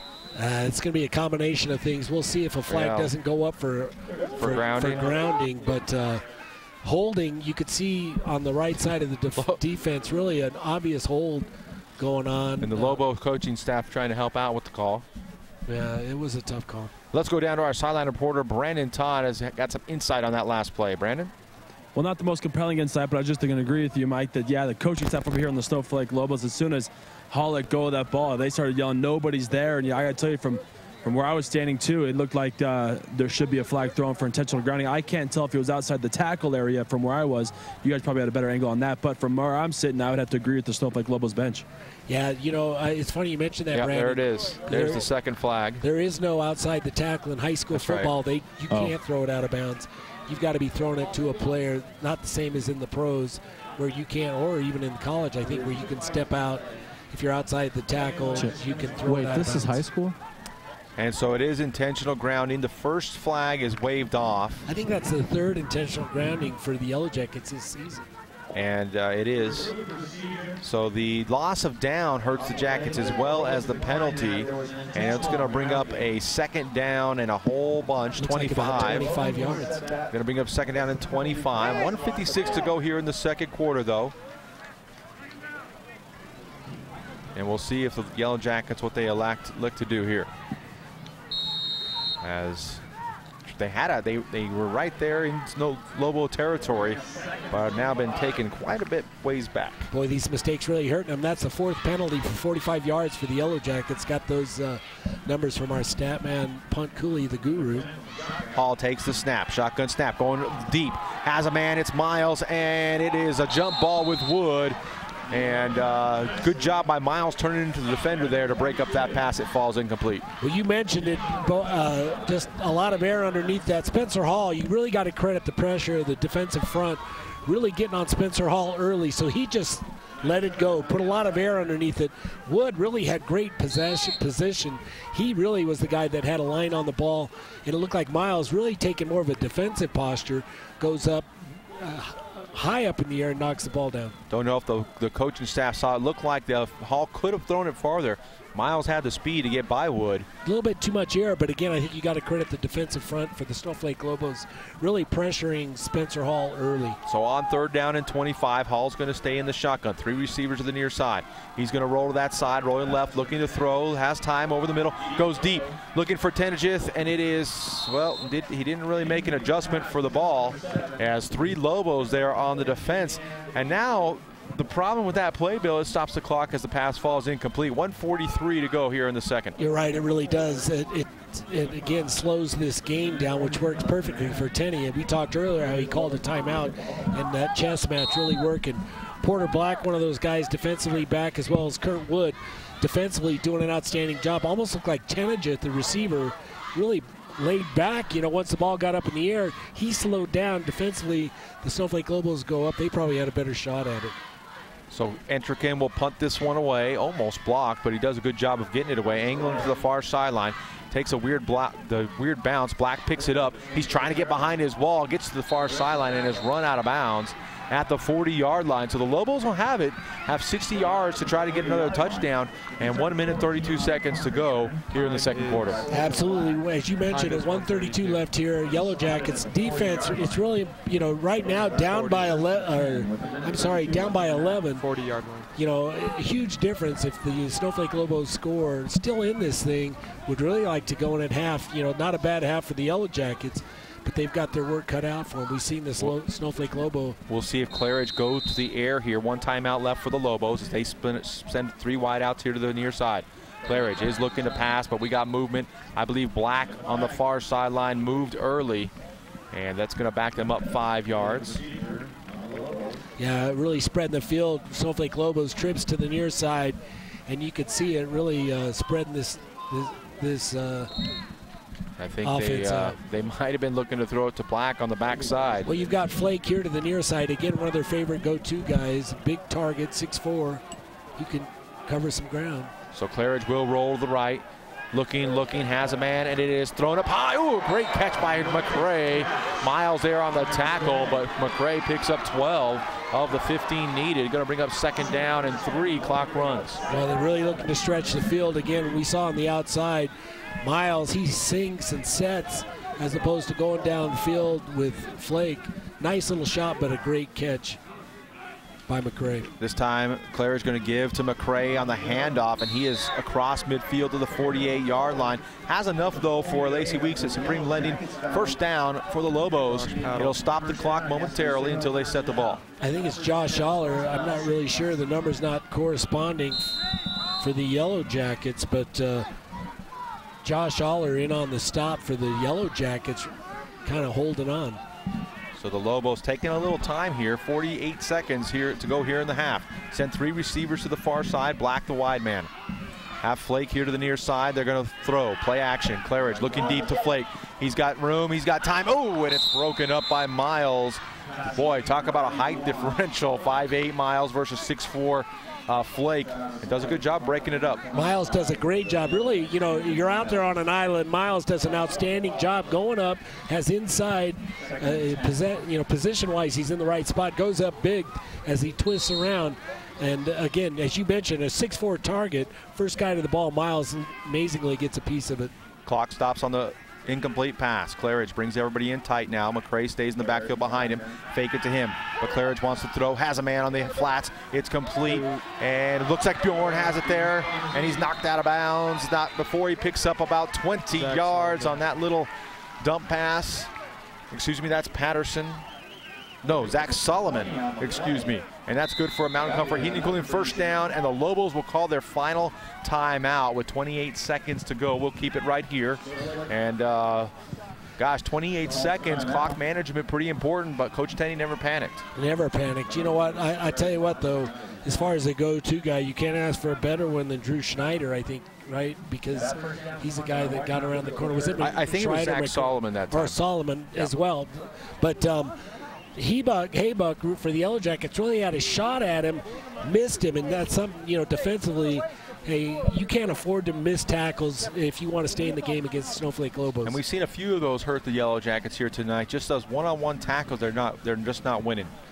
No, not at all. And again, that's, that is going to be, hey, I don't think he played last year, transferred in from California. Hopefully that's something that you got to improve upon, especially in this region. And Hebuk, just a junior, 5'7", 150-pounder. Want to welcome back in our radio listeners. And again, apologies for cutting out on you, as the Lobos have just picked up a big first down on a 20-yard completion from Claridge to Solomon, as they have it in the Jacket territory at the 27-yard line, have it 1st and 10. 28 seconds to go, and they are out of timeouts. Going to probably look to go to the air a few times here. Well, absolutely. And again, knocking on the door, inside or just outside the 26-yard line, 27-yard line, as you mentioned. Trips right for the Lobos. One man deep, fake it to the up man. Claridge going to throw, and it is knocked down, almost intercepted by Hebuk. But I think he just slipped as he went to break for the ball and instead knocks it down. Pass falls incomplete. A little bit of frustration. Again, lost his footing, went to the ground, but you mentioned it. That ball thrown inside. He makes a great break on it, really had a shot at it. Wearing the number 1 for the Yellow Jackets. Black, the intended receiver on that one. 2 receivers to the left, 1 to the right. Claridge to throw. And threw it for Flake, I believe. Nope, that's Schneider, and he wasn't looking for it. That pass falls incomplete. Miles would have had the tackle, but stops the clock with 20 seconds, and it'll bring up 3rd down. Miles made a play like we saw as Porter Black make earlier for the Snowflake Lobos. Really times it well, comes up, closes the distance, and really smacks him. Schneider maybe not as aware as you mentioned, not really looking for it that quick, but nice play defensively by Nate Miles. Lobos got to get one in the end zone as they have no timeouts. Trips right. Claridge is going to roll that way. Rolling right, sets up now pressured. And Claridge is going to go down. A sack, back to the 40-yard line. Nick Baker on the sack. And that is going to do it for the half, as it'll bring up 4th down, but the Lobos unable to stop the clock. They're going to spot him back at the 35-yard line. I'm going to ask Coach if I can get an interview. I'm going to ask Tenny if I can get an interview. Baker doing an outstanding job. Credit the secondary, though. I think you got to give them credit as well. He rolled right, kind of got a little depth, but defensively nothing there for him. And Baker does a great job closing in, making the stop. And we're going to go down to the sideline with our sideline reporter, Brandon Todd. He's got Coach Tenney at the half. Yeah, hey, thanks, Mike. Coach, you're going into halftime up 11. What's your halftime speech to your boys? Well, we got to quit the penalties. Get the camera on. This is crazy. Camera 1 we needs to be on smart Brandon. Football.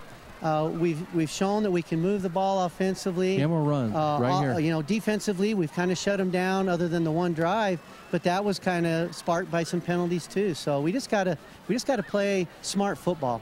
I appreciate your time, Coach. Good luck. Mike. All right, thank you very much, Brandon, and thanks to Coach Tenney for taking a few moments. As obviously a little frustration in his voice. Well, absolutely, but I think, hey, he's been here before. You can see it, not panicking, actually no reason to panic. You're up by 11. Maybe not what he expected, not happy with the penalties. And obviously we saw it, affecting his drives a little bit. Still managed to score on that second drive or that second score, but or third score. But, again, mistakes. These guys are perfectionists. They want to get it right, and hopefully that's what they'll come back. You can bet they're going to work on that for the second half. Well, speaking of that, we are at halftime. Our score, the Snowflake Lobos 14, the Blue Ridge Yellow Jackets 3. When we come back, it's our halftime show. We'll look inside the numbers with Punt Cooley, check in on those Ace Hardware keys of the game and see how those have played out, and much more right here on iTalk 106.7 and on the web at iTalk1067.com. Kick. It's a low line drive kick. It's up across the 20. It's got the 25 hammered down at the 30. Are you a sports fan and business owner? You don't want to pass this up. White Mountain Youth Productions brings you local high school sports produced by high school students. Go deep, and it's caught. Unbelievable. Your tax-deductible sponsorship keeps us up and running and gets you noticed. He'll gallop into the end zone. Call 928-532-4160. And that is a touchdown for Sholo. This is my town. Sholo is football and party town, especially when you show up at Sholo Ford's Great American Tailgate event. Even if you just got your license, show up for the lowest price and longest warranty. Brand new Fords, all with our lifetime engine warranty. Not 3 years or 6, not 10 years or 100,000 miles. No way. Our warranty is forever. Come into Sholo Ford this week. Take delivery of a new Ford or pre-owned vehicle. New 2014 Ford F-150 Super Cruise Cruze, just $30,495. New 2014 Ford Focus SE, just $19,995. Or new 2014 Ford Fiestas, $13,995. Plus, every new Sholo Ford truck comes ready to tailgate with a Yeti cooler. Sholo Ford's Great American Tailgate event. It's party time at the east end of the Deuce. Oh, this is my town.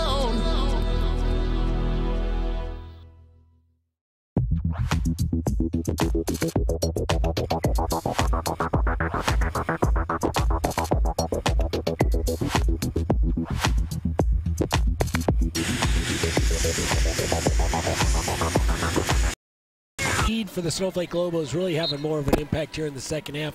First half, Yellow Jackets did a decent job slowing them down. Second half, you can see the Snowflake Lobos, starting to have an advantage. Claridge has a demand deep. That's McCray. He's going to give it to him and try off the right side. He's got a blocker out there, but it's going to be run out of bounds at about the 13-yard line. And you know, Bill, the Jackets corners have done the job they're supposed to do, and they turn the runner back to the inside, but the pursuit by the linebackers just not there. Great job blocking by the Lobos. Well, again, you can see the back has definitely got some depth as they get the ball. He's got lots of space to pick his lanes, really allowing the Snowflake Lobos to get out in front, pulling some guys from the backside. So they've got a lot of blue out in front leading the charge, and then the back just doing a great job picking his way. So McCray gets the handoff again on first down, and they cannot bring him down. He's to the 5 and has a pickup of 7 or 8 on the play. And it's going to bring up second down and short. Clock runs, just over a minute to go here in the third quarter. Big gain of 7 on that. Again, as you mentioned it, knocking on the door. 21-3 our score, 56 seconds left here. Clock ticking in the third quarter. And you're right, the Jackets look a little fatigued right here. As Coach Tenney taking a little time to get this one in, though. As the ball's right at the 5-yard line, second down and 3. Claridge gonna stay in the shotgun. Puts McCray to his left. Couple of up backs, that's Penrod and Schneider. Takes a snap, no direct snap to Lane Penrod. He's got down to the 1-yard line, pickup of 4 at the ankles. On the tackle, Rosario Munoz for the Blue Ridge Yellow Jackets. Good enough for a Lacey Weeks at Supreme Lending Mortgage first down. And again, you can see the quarterback, the other backs really adding to the fake on that direct snap, as you mentioned. Lane Penrod, not an easy guy to bring down at all. So the Lobos will have one more snap here in the quarter. Claridge going to give it to McCray. McCray trying to get it from the 1-yard line, and he does. The line of scrimmage had moved well into the end zone, and McCray goes in almost untouched. Touchdown, Snowflake Lobos from 1 yard out. That time just a power play off the right side is just big on big. Snowflake winning the battle that time. Big front line, really does a great job. Couple lead blocks, and it's off into the end zone easily. Coming in, standing up. So Bjorn will come on for the point after try on the untimed down for the Snowflake Lobos with 9 seconds to go in the third. Claridge to do the holding, the snap. The kick is up, and it looks good. It is. The Snowflake Lobos have put 2 touchdowns on the board here in the third quarter. They lead over the Blue Ridge Yellow Jackets 28-3. We'll step away. You're listening to Sholo Ford's presentation of high school football on iTalk 106.7 and on the web at iTalk1067.com.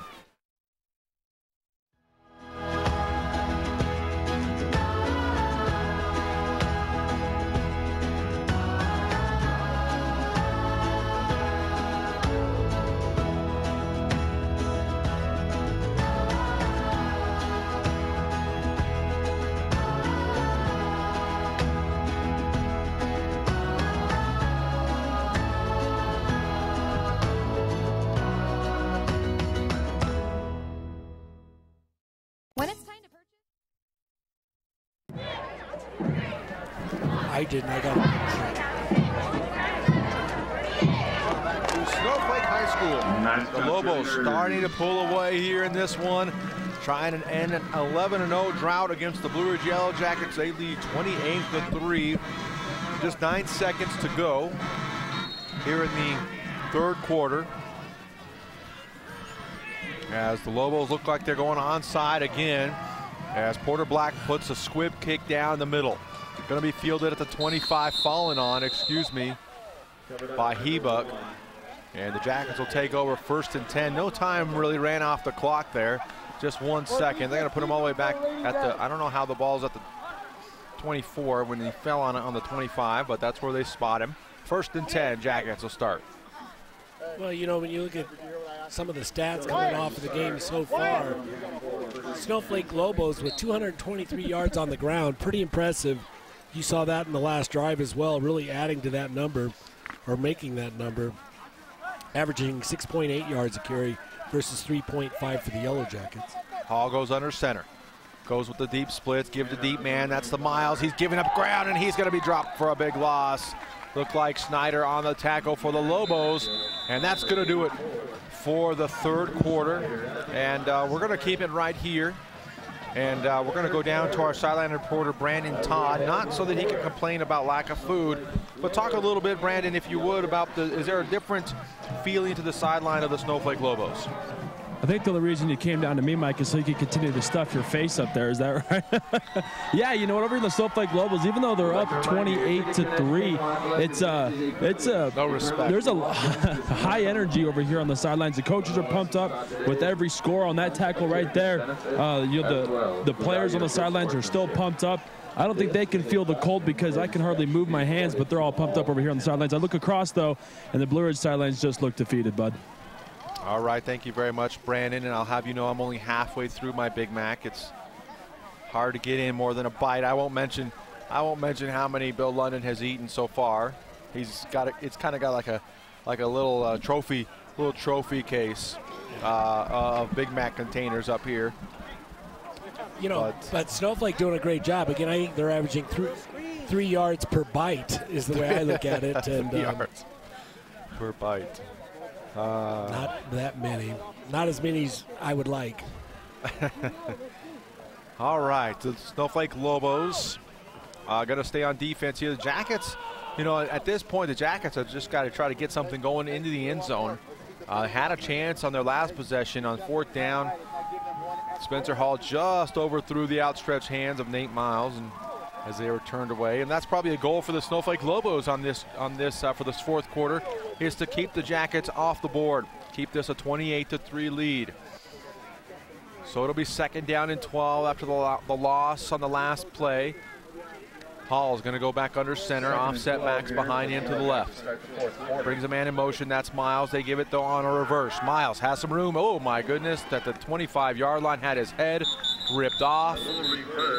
And that's going to add some yardage to the play, and going to give the Jackets probably a 1st down. Yeah, immediately a flag comes in after they attack his head, but face mask against the Snowflake Lobos. It's an automatic 1st down, right? Yeah, automatic 1st down. I'm going to add 15 yards. Should take the ball out to the 40-yard line, and in Mountain Comfort Heating and Cooling, 1st down for the Blue Ridge Yellow Jackets. That should help perhaps give them some momentum. Well, absolutely. You know what? Not a bad game, though. You know, a play going, a little counter going off the left side. And Snowflake just a little overzealous in their tackling on that particular time. But another penalty that Coach Tanny was not happy about, I bet. So on 1st down, offset backs behind Halls under the center. Takes the snap, looking to throw on a quick slant, and we're going to get some pass interference as Wood was clearly there a little early. Pass intended for McCray right at the 45-yard line. This one's going to go against the Lobos. Well, you can see Wood right there raising his hands like, hey, I didn't do it. What kind of a call is that? Shaking his head right now, but clearly a gutsy call. I'll tell you what, Snowflake Lobos, actually, the ball got tipped up. So the receiver couldn't catch it. Up in the air, hung up a little bit. But Yellow Jackets keeping the chains moving. Don't forget, you can check the replay of that on City 4 television later on this week on the replay. You can also go to YouTube and catch just rewind it yourself. Hall on 1st down, right up the middle to Johnson.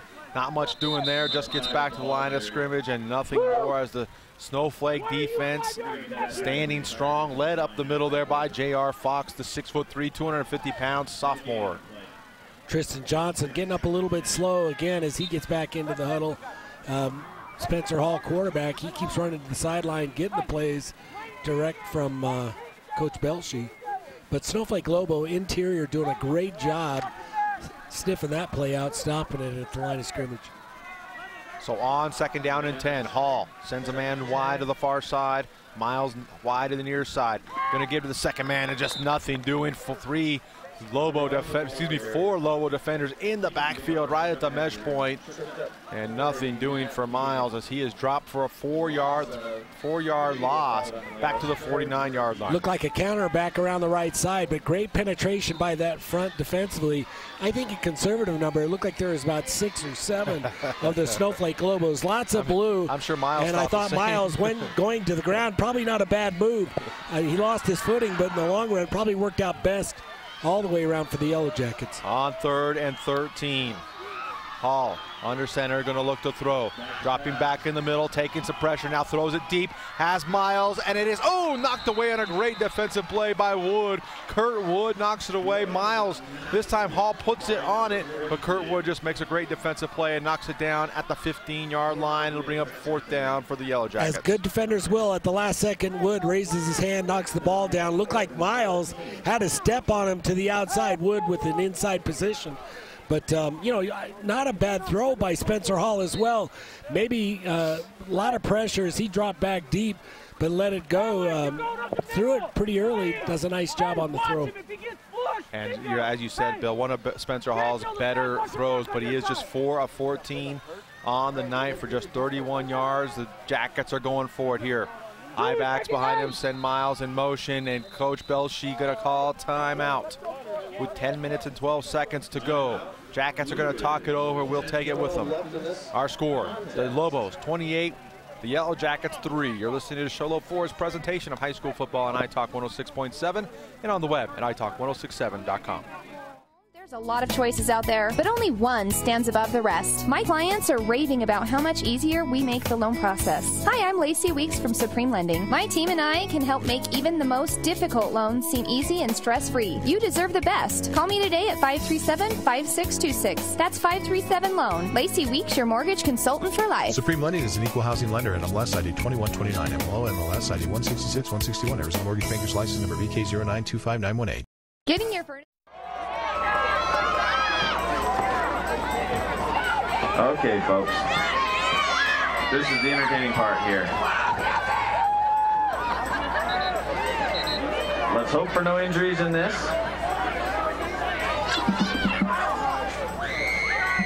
Welcome back to Snowflake High School, as things have certainly digressed here in the booth on our broadcast, as we have a calorie count going on Bill London eating Big Macs. But more importantly for the Blue Ridge Yellow Jackets, a big 4th and 13 coming up for them. Hall looking to pass, drops straight back, looking, has protection, now fires, and nobody home as he had to get rid of it. The pass route just took a little too long. Nate Miles trying to get it, but the protection just broke down at the last minute, and Hall had to get rid of it. Yeah, you mentioned it again. Offensively, the front doing a pretty decent job, giving him some time, but before the receiver could break, Spencer Hall had to let it go and just, again, threw it at about the 10-yard, or at the first down mark. The receiver well downfield from that. Yeah, just didn't see where that marker was. Took a little long for that route to develop. Lobos will take over 1st and 10 at their own 48. Claridge gives the deep man. That's McCray picking his way through traffic across midfield on a 5-yard pickup to the 47-yard line. Going to bring up 2nd down and 5. Johnson in there on the tackle for the Blue Ridge Yellow Jackets. Also, Entrican doing a great job in on the stop as well. Timmy Entrican from his middle linebacker spot. So now the clock, the enemy of the Snowflake Lobos, 9 minutes and 40 seconds to go. Look for them to keep it on the ground here. Claridge is going to stay in the shotgun. McCray lines up 7 yards, 8 yards back. Take the snap, give it to him. No, that's a new running back And Patterson is drilled at the line of scrimmage. No gain on the play, as looks like Miles came up to deliver the blow. Also, Dominic West does a great job from the inside linebacker spot. Comes up, makes first initial contact. Miles follows up from the outside. And so it'll bring up a 3rd and 5 for the Snowflake Lobos. Porter Black going to come off the field. The Lobos trying to spread the carries around as Patterson will stay in, but this time will line up as a wideout right behind Wood. Claridge in the shotgun. Takes the snap, looking to throw over the middle, now goes to the flats and has it complete, and Flake has it. He breaks a tackle at the 40. He's to the 30 and steps out of bounds at the 24-yard line. A big Mountain Comfort Heating and Cooling first down pickup for Flake, Travis Flake. Again, missed tackles, a big Achilles heel for the Blue Ridge Yellow Jackets. Yeah, you can see Tristan Johnson limping a little bit. Dominic West really had a shot on him early, just couldn't wrap him up. But Snowflake Lobos, that's a target. Surprisingly, we haven't seen him in earlier. Flake, a guy, their go-to guy, does a great job after the catch again. Not an easy guy to bring down. And talk about good protection for Claridge that time. He had a lot of time for that play to develop, allowing Flake to come all the way across the field and underneath the coverage on a 23-yard pickup from Claridge to Flake. So Claridge will go back to work in the shotgun, twin set. Fake, give it to McCray on the end around on the counter, and he is at 20, inside the 20, runs over Miles there and is finally tackled at the 16-yard line. No, they're going to mark him back at the 18-yard line. And a pickup of 5, 6 on the play. Going to bring up 2nd down and 4. Clock continues to run with 8 minutes and 17 seconds. Lobos going to try to add to their lead here. They're up 28-3. Claridge going to bring his guys out, lined out to the right side. Take the snap on the end around. Guess what? Drew Schneider has the corner. Gets through 2 arm tackles. He's at the 5. Touchdown, Drew Schneider for the Snowflake Lobos. 18 yards out. He outran everybody. Once again, Lobos put 6 more on the board. Just a nice run by Drew Schneider. Again, some nice blocking out in front. And with his speed, gets around the corner, does a great job. And that should be the proverbial nail in the coffin for the Snowflake Lobos to get their first win in 12 tries against the Blue Ridge Yellow Jackets. It's been a while. Coach Tenney, though, bringing that victory home, and will probably move to 6-1 on the season as the point after try is up. And it is good. This time, Brenton Ballard on for that point after try. Our score, 35-3 with 7:59 to go in the game. Lobos on top. We'll step away. You're listening to Sholo Ford's presentation of high school football on iTalk 106.7 and on the web at iTalk1067.com. Furnace tune-up each year ensures that your equipment is operating at peak efficiency and will save you money. Call the experts at Mountain Comfort Heating and Cooling and ask about our fall tune-up special. We'll come out and perform a 10-point inspection to make sure your unit is ready for the cold. Don't settle for anything but the best when it comes to your comfort and safety. We've been in the business over 29 years and are simply the best at what we do. Call 537-4264. That's 537-4264. Mountain Comfort Heating and Cooling, bringing you comfort through the 4 seasons. Remodeling from 18 yards out, but don't fear, you can always go catch the live video feed on our website. Rewind it, see that last play. It was Drew Snyder again on the end around, this time on the left side from 18 yards out. Lobos on top of the Blue Ridge Yellow Jackets, 35-3. Just under 8 minutes to go here in the 4th. Lobos line up as though they're going onside. Porter Black to do the kicking duties. Waiting for the signal from the officials. Miles and Hebuck back deep to receive for the Jackets. Black will break the huddle. Looks like they're going normal kickoff. And there's the kick, and it's a high end over end kick. Taken by Hebuck at the 15-yard line. Brings it out, getting to the middle of the field. Breaks one tackle there. He's at the 15 to 30. Has a man to beat. He's at the 40, the 45, and just brought down by Kurt Wood.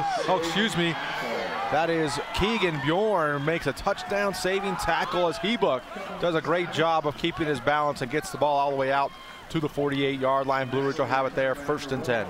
Nice job on the return for the Yellow Jackets. Solid field position, coming out all the way to just shy of midfield. Hebuck doing a great job. Looked like Snowflake was closing quick, but managed to make a couple miss or breaks a couple tackles, gets those extra yards. So the Jackets got to try to get some points, more points on the board here. Take some positives away from this game as they go back to the wide splits. 3 backs behind Hall. Give it to the deep man. That's Miles. He's got room up across midfield, but a stop there. Safety comes up and stops his momentum, but he does get into Lobo territory at the 48-yard line.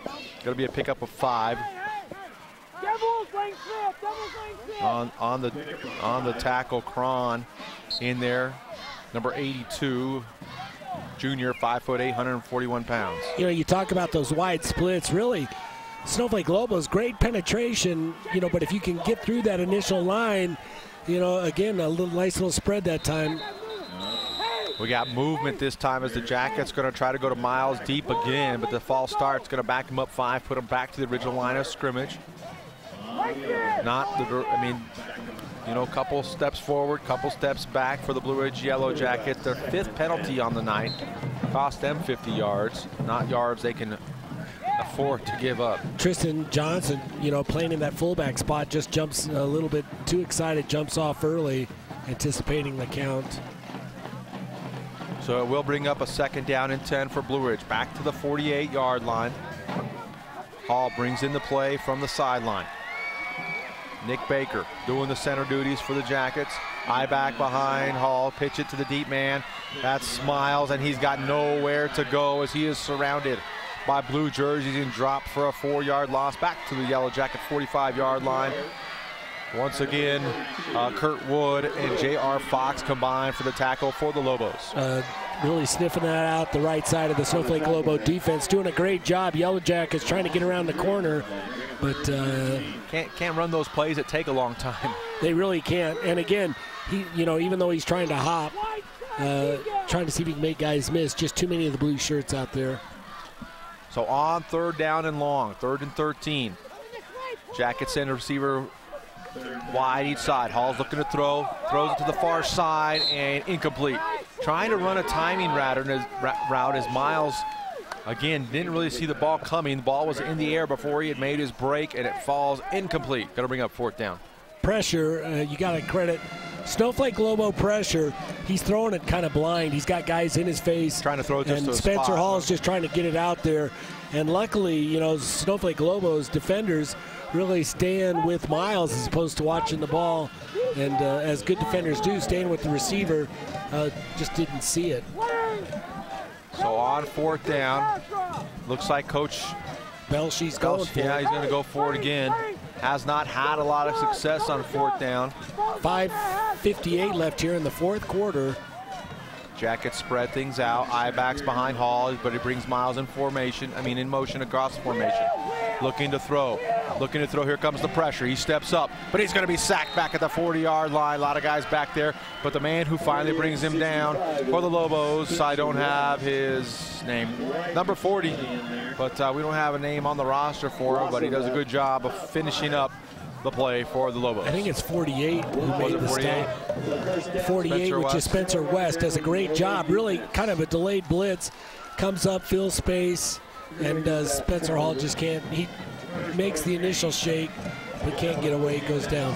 Well, this gives the Lobos an opportunity to put more points on the board as they have it at the 40-yard line of the Jackets. Claridge taking the snap. They're going to pass. Throws it on a little swing pass out to Lane Penrod. He's got it complete out across the 30. Met at the 25-yard line and falls forward to the 23. That's good enough for Lacey Weeks at Supreme Lending Mortgage. 1st down. And, with 5:43 and a 32-point lead, surprised the Lobos going to the air? You know, I tell you what, nice call, though. Again, you got to give him credit, getting all the way out or inside the 25. As you mentioned, 23-yard line, getting that kind of gain, you can't help but think it's a good call. On 1st and 10, Lobos go back to their base set. Twins either side. Claridge takes a snap, give to McCray. Oh, excuse me. That's Lane Penrod across the 20 to the 10. Touchdown. Penrod cuts it up inside. Nobody there. The Jackets unable to withstand, and the Lobos put 6 more on the board. Nice job by Lane Penrod. Again, that quick burst. little celebration afterwards, but just doing a great job. Good blocking out in front as the Snowflake Lobos do. And again, another quick score. Now getting way out of hand, 41-3. We'll see if the PAT is good. Indeed, 41-3, our score. The Lobos putting it to the Blue Ridge Yellow Jackets. As Ballard on for the PAT. The snap, the hold, the kick is up, and it looks good. It is good right down the middle. The Snowflake Lobos now lead 42-3 over the Blue Ridge Yellow Jackets. 5 minutes and 19 seconds to go in this one. We'll step away. You're listening to Sholo Ford's presentation of high school football on iTalk 106.7 and on the web at iTalk1067.com. Save money? Go to Case Supply. Need new shingles? Want to save money? Go to Case Supply. Building a new deck? Want to save money? Go to Case Supply. Need siding? Want to save money? Yep, Case Supply saves you money on siding too. Case Supply has the best prices and the best selection on roofing, siding, decking, windows, and doors. Even better than the big box stores. So the next time you want to save money, see Case Supply in Taylor, Pine Top, and now across from the Dairy Queen in Sholo. This is my town. Sholo is football and party town.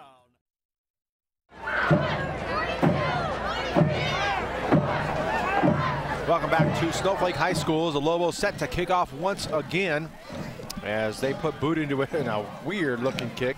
Takes a bounce at the 28, now field at the 25. Tristan Johnson at the 30 has some room down the sideline. A big collision on the far sideline. Spencer West knocks him silly, and Tristan Johnson is down on the nearest Lobo, on the Lobo sideline, as he was giving up a few pounds to Spencer West. 175. Well, actually not really, but Spencer West got the better of that one, and Tristan Johnson, he's been limping around all night, is down on the sideline for the Blue Ridge Yellow Jackets. Got good return yards out to the 38-yard line. And again, really just bumping outside. And we'll take this opportunity and go back to the studio and check in with Royce Kincannon. He's got another scoring update for us. Let's go back and hear from Royce.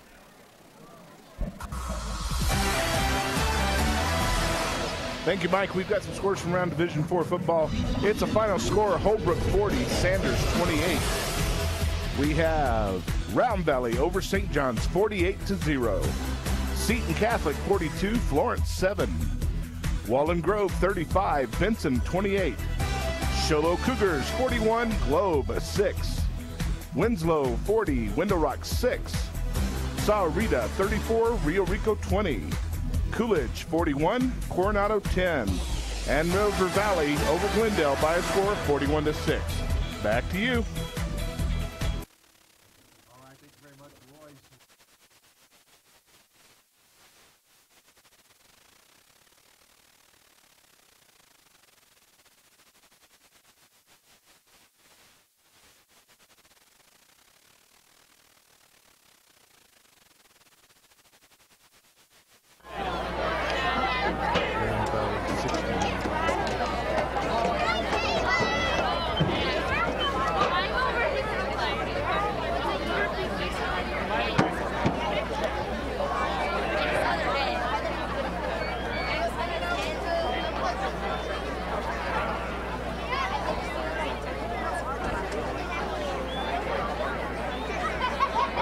They always want to take the precautionary route. So I know one of the trainers, I think he has his hand underneath his back, trying moving things around. He's moving both his feet. You know, maybe just a stinger. I mean, both of his feet are up right now, so it doesn't look to be too serious, especially because he was just laughing. All right. Yes, so usually a good sign. But yeah, perhaps he knows that Bill London has eaten all the Big Macs up here, and that brought a smile to his face. I don't know. You know what? I don't know about that, but obviously a guy that you want to make sure is on the field. Hate to see any player go down. Tristan Johnson, as you mentioned, I don't think he's been off the field. No. You know, plays offense, defense, running the ball defensively with some nice plays. Looks like he's getting him up, so that's a good sign. That is a good sign, as Johnson is at least sitting up now in a sitting position. And these are all the precautions that we see coming down the line in football. The concussion. I heard today that they have a new helmet that will measure how big of an impact you've sustained, and will decide kind of for the coaching staff and stuff will decide whether you should continue to play or come out for a while, depending on the severity of the impact. It's based on position and stuff like that, but you know, a lot of precautions being made in high school football. And let's go back to Brandon Todd and check in with him.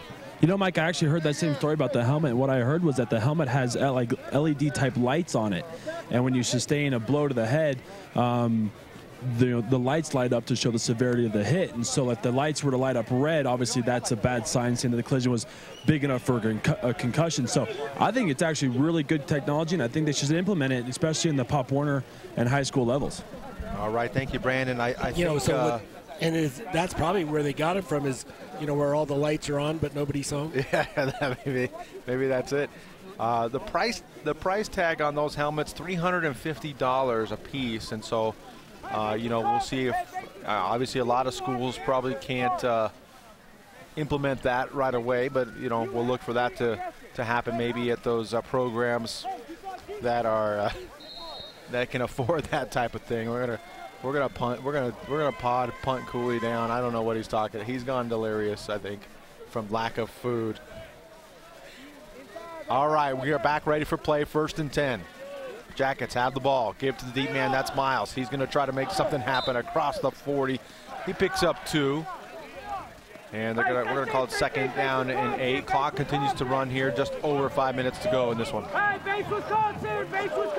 And again, just keep it on the ground. A little blast up the inside. Couple-yard gain for the Yellow Jackets. Just trying to, you know, 4:53, keep this clock moving. 42-3 indeed. Jackets have it at their own 40-yard line. I think Coach Belshie likes to get up in the air. You can't help but think he would love to put some points on the board, but only getting a field goal. He is looking to throw to McCray, and it's overthrown. Spencer Hall almost intercepted, but not able to come up with it for the Lobos. Number 18, I believe. I don't have a number. Could be number 10. Could be Tanner Willis. I tell you what, our statistician Punt Cooley calling it, but it was actually wide open, and not a bad throw. Maybe just high. Overthrown a little bit high.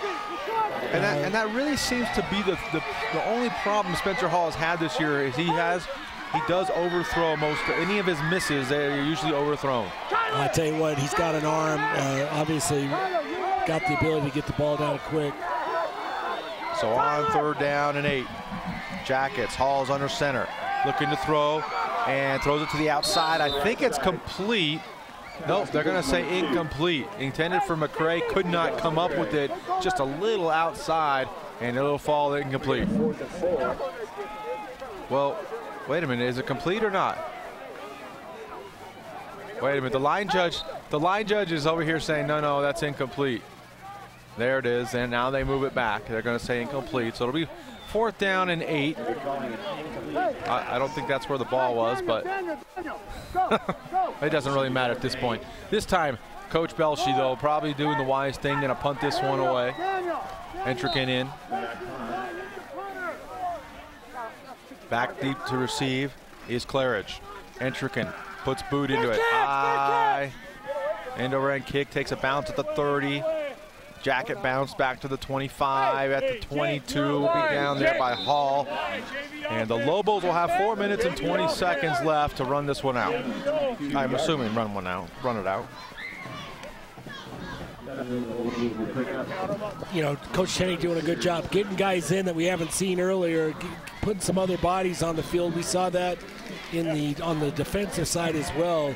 Really giving some guys a chance to play again with the score, 42-3. No worry about the victory, and Coach Tenney just a classy guy. Yep, getting some guys in. You never know who you're going to need as this season wears on.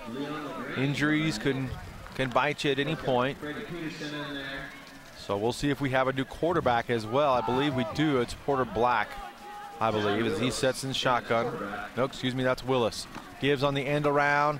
And almost tackled in the backfield. Hit outside, had a bounce at the 22-yard line.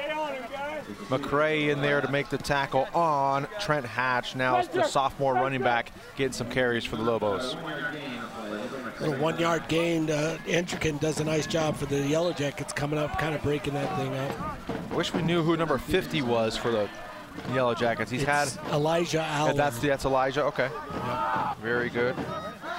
On 2nd down and 9. Hatch gives to Tegan Peterson. He tries the right side this time. Not much doing there. And excuse me, that was Willis. That's Willis at quarterback. And it'll be another 2-yard pickup. Going to bring up 3rd down and 7 for the Lobos.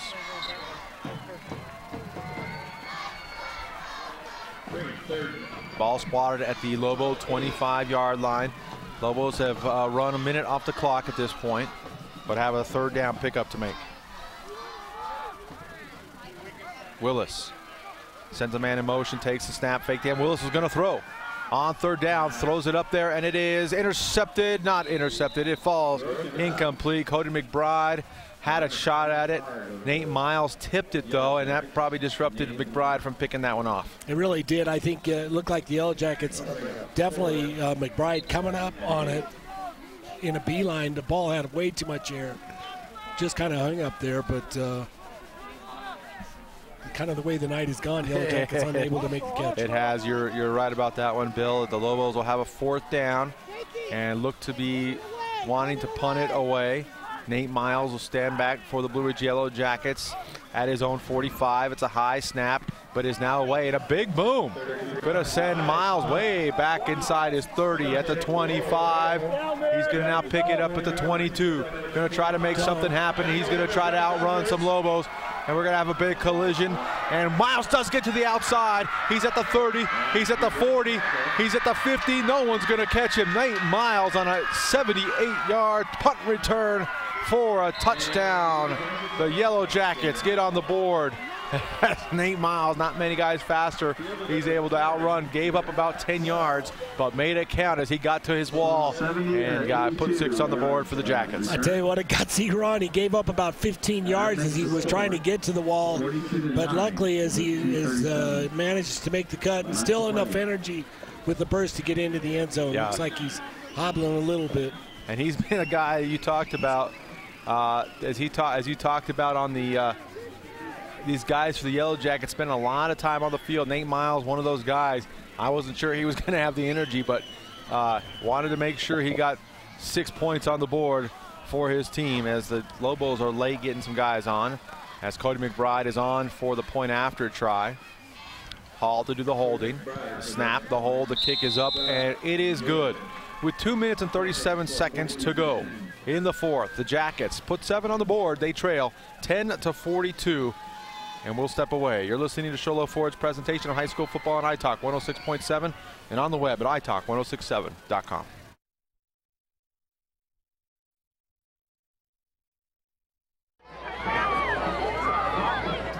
Kick. It's a low line drive kick. He's up across the 20. He's got the 25 hammered down at the 30.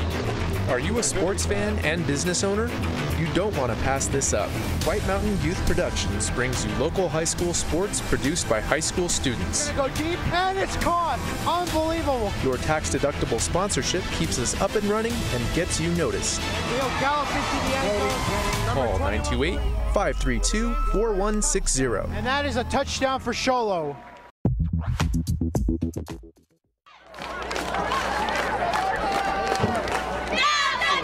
Our score, the Snowflake Lobos 42, the Blue Ridge Yellow Jackets 10, as they've just put 7 points on the board by a 78-yard punt return by Nate Miles.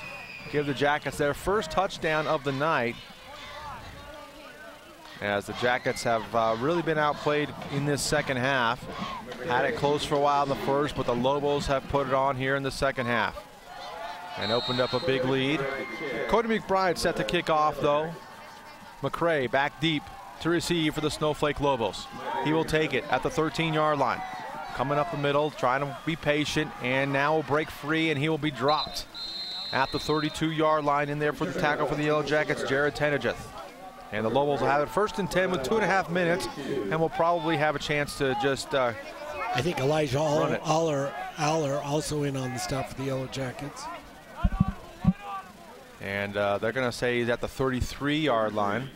Snowflake Lobos 1st and 10. I'm sure it looks like the Lobo first team is coming back out on the field as Black and McCray And Claridge is in at quarterback for the Lobos. Send a man in motion. That's McCray. Give it to him. He's going to try the outside. Gets off of one block and makes a guy miss there at the 40. Got to the 45. He's brought down, but not before he has a 12-yard pickup. And a Lacey Weeks at Supreme Lending. First down for the for the Snowflake Lobos. Nice little move. That time a spin move. 3 Yellow Jackets miss. Gets those extra yards all the way out to the 45 of the Snowflake Lobos. Chains moving, 2:15. Clock moving as well, but Snowflake Lobos really wanted to come back after that score by the Yellow Jackets. McCray has over 160 yards, 116 yards on 16 carries for the Lobos. Claridge takes a snap. No, though, there's a flag on the play. Looks like we got offsides this time against the Jackets. You know, Bill, that last play, they had them. They did it. The Jackets did a good job of shedding blockers. We've talked about all the blue jerseys that have been out in front of McCray tonight blocking. That time they do a good job of shedding the block, but couldn't wrap up. Right. Well, I tell you what, Snowflake Lobos is just a powerful machine and a beat down. You know, Yellow Jackets getting a little bit tired. Still battling. We'll see if they can make this stop. You know, and you can't help but think Coach Tenney really just wants to run the clock out, get his team out there, make sure they don't have to give it up again. Minute 45 to go in this one. Lobos spread it out, Twins either side, send a man in motion. Fake to him. Claridge is going to keep it up the middle. He's got room. He's at the 40. He's at the 30. It's a foot race to the 20. Touchdown, Lobos. A 50-yard quarterback keeper for Tyler Claridge. And perhaps a little payback time for the Snowflake Lobos against the Blue Ridge Yellow Jackets, as they have not called off the dogs in this one. Well, an awesome run by Claridge that time. Again, a couple fakes, and the quarterback keeps it, takes off the right side. And again, another guy with lots of speed for the Lobos, just with that burst, outruns all the Yellow Jackets around the right side. And there were some speed guys down there. I think Nate Miles, one of them, but just couldn't come up and catch Claridge. So the Lobos don't go to the air this time, but they bring their starters back in, and Claridge breaks off a 50-yard run right up the middle. And the Lobos are now going for 2, it looks like. As they'll take the snap, it's Porter Black, and he's in for the touchdown. And they put a 50, even 50 on the board here tonight against the Blue Ridge Yellow Jackets. With 1:29 to go, our score 50 for Snowflake, the Yellow Jackets 10.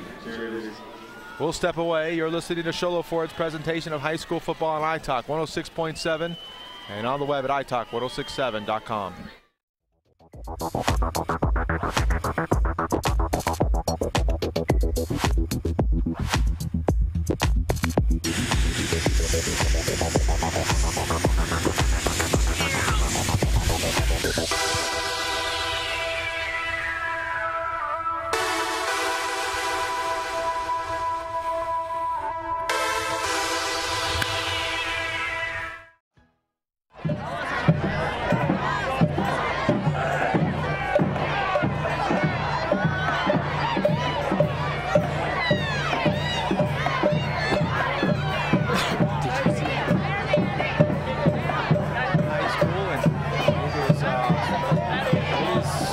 In the deep freeze. Of course, I think I said that about 14 points ago. Snowflake Lobos have added 14 since then as they kick off, and it's fielded at the 23-yard line. Now at the 30, the 35, and knocked back there. Gonna say at the 34-yard line as one of the up men for the Jackets. Looked like could have been Elijah Aller on the carry. And the Jackets had first and 10 at the 35 with 1:21 to play. Got anything to say about that? Well, it's a tough score, obviously. Yellow Jackets having a long night. 50-10, though. I think it's a little retribution there for, what did we say, 11 years of coming up on the short side. This is the 12th attempt. 12th in the last 12 times the Yellow Jackets and the Lobos have played. This will be the first win for the Lobos. But there's been a lot of kids come through in that time. Some different coaches. But Spencer Hall will stay in at quarterback for the Yellow Jackets. Offset backs behind him. Take the snap. Give it to Miles. Going to be dropped in the backfield. Keeps his balance. Trying to fight for yards. But is going to be dropped as the Lobo defense back there, their first team, stays in the game and they dropped Nate Miles for a big 10-yard loss back to the 25-yard line. It'll be 2nd and 20. I don't know if it's their first team, but a good team, obviously. Looked like it was number 60 on the stop. Justin Weber, the junior, 6'3", 205-pounder, gets in and penetrates, finally brings Miles down. Yeah, you're right. I think we got a lot of second-teamers in there. So on 2nd down and 20, Spencer Hall going to stay in. They're going to the wide splits. 3 backs behind Hall in the eye. Give it to Miles. Going to try to get to the outside. Makes a move there. Gets up across the 25 to the 28-yard line. And that should do it. Under 28 seconds to go, and they don't have to snap the ball. And it's a final. The Snowflake Lobos have ended the drought. They beat the Blue Ridge Yellow Jackets tonight, 50-10. And like you said, Bill, a long night for the Blue Ridge Yellow Jackets. Some might say a long season with the Snowflake Lobos. Have things going in the right direction. We'll step away, and we'll have the post-game wrap-up show here for you in moments on iTalk 106.7 and on the web at iTalk1067.com.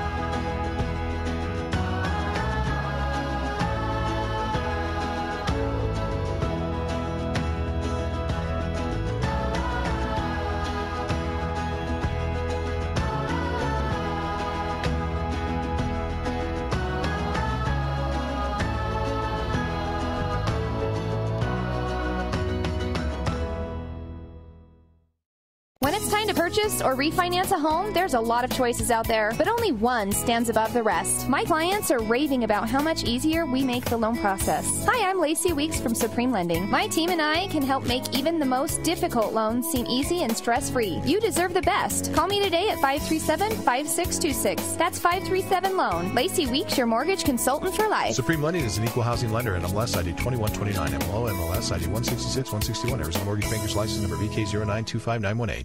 Getting your furnace tune-up each year ensures that your equipment is operating at peak efficiency and will save you money. Call the experts at Mountain Comfort Heating and Cooling and ask about our fall tune-up special. We'll come out and perform a 10-point inspection to make sure your unit is ready for the cold. Don't settle for anything but the best when it comes to your comfort and safety. We've been in the business over 29 years and are simply the best at what we do. Call 537-4264. That's 537-4264. Mountain Comfort Heating and Cooling, bringing you comfort through the 4 seasons.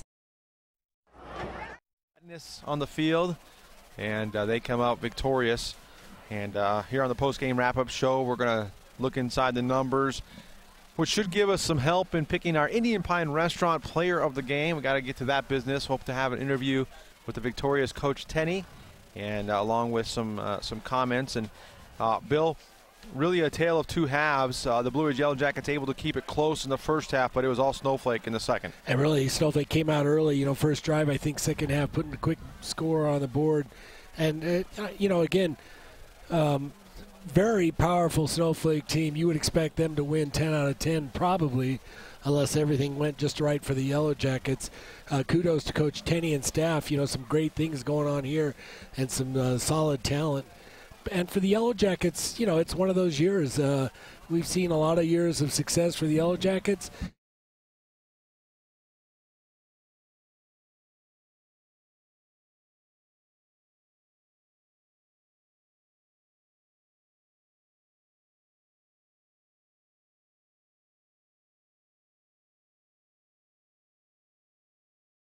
And juniors for the Blue Ridge team, and I'm sure they're hoping to build on any successes they have this year and start preparing for the future as well. For the Snowflake Lobos, they have been a while since they've sat atop the White Mountains, but I think we got to kind of say that's where they're at, especially on based on we talked about the rankings at the beginning of the broadcast. They're sitting in a good spot. Really are in a great spot, and I think deservedly so.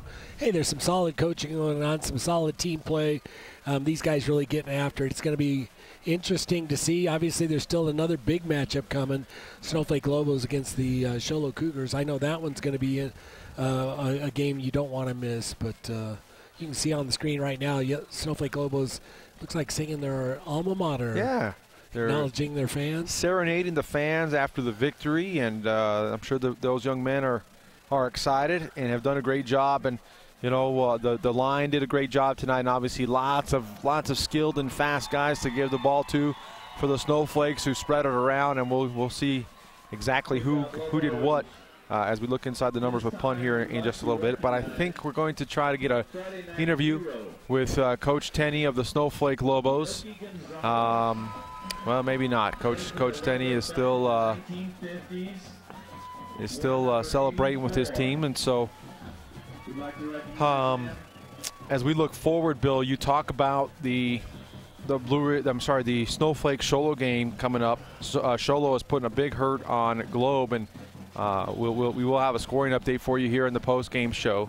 How do you see the Snowflake Lobos and the Sholo Cougars matching up? Well, I tell you what, it's going to be a great game. Both teams, both coaches know each other very well, and they've gone at it.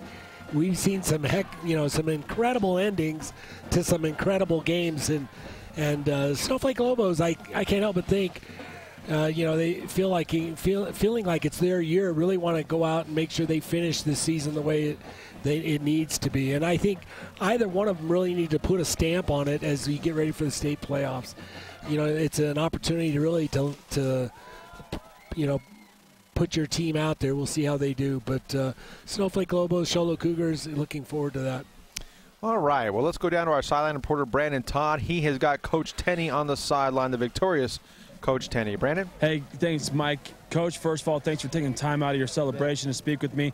I'm sure you're aware it's been 11 years since the Lobos been victorious over the Blue Ridge Yellow Jackets, and you did it in a big way tonight. How's that win feel for you, Coach? It feels good. 11 years of kind of pent up and built up, and it's nice. It's a good program over there in Blue Ridge, and they've always done things right and have great kids, and so when we can come away with a win like this, it's always nice. It's too bad it took 11 years, but we're going to take it. Yeah, absolutely. Better later than never, right, Coach? Coach, I got to ask you, though, does the 11 years have something to do with going for 2 there at the end? Well, it's kind of a statement, yes. Just kind of drive things home and finish with a strong point for us. And our boys worked hard for tonight, and I'm hoping it'll set the stage for going into next week with Fountain Hills. Yeah, speaking of that game, what do you guys prepare for going into this next week of practice to get ready for that Fountain Hills team? Well, they're a lot like Seton. They like to spread the field and throw the ball a lot, so that gives us fits. And so we're going to have to work on that all week, and hopefully, we can travel down there and come back with a win. Coach, congratulations on the win. Go ahead and get warm, and I appreciate your time. Hey, thanks. Appreciate it. Mike? All right, thank you very much, Brandon. Thanks to Coach Tenney, and gotta credit Brandon Todd for the journalism. Asking the hard questions, the tough questions, and Hey, I like the way Tenney answers it. You know what? Hey, a little statement at the end. And you know what? Sometimes that's what you got to do. You got to step and say, hey, here's who we are, and that's what the Lobos did. I tell you what, an impressive performance. A lot of mistakes. They did a lot of things they probably want to correct.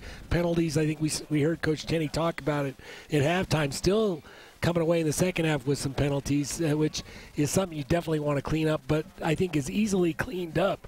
And again, just team play overall, very impressive. And again, when you look at the weapons, just overall for the Snowflake Lobos, very impressive. Well, and Coach Tenney, it's interesting. He talked about the Fountain Hills game, and I believe we have a scoring update about they're playing Payson tonight. And I think Royce Kincannon has that score plus a host of others. Most of those are finals. And so let's go back to the studio and check in with Royce Kincannon in this scoring update. Royce?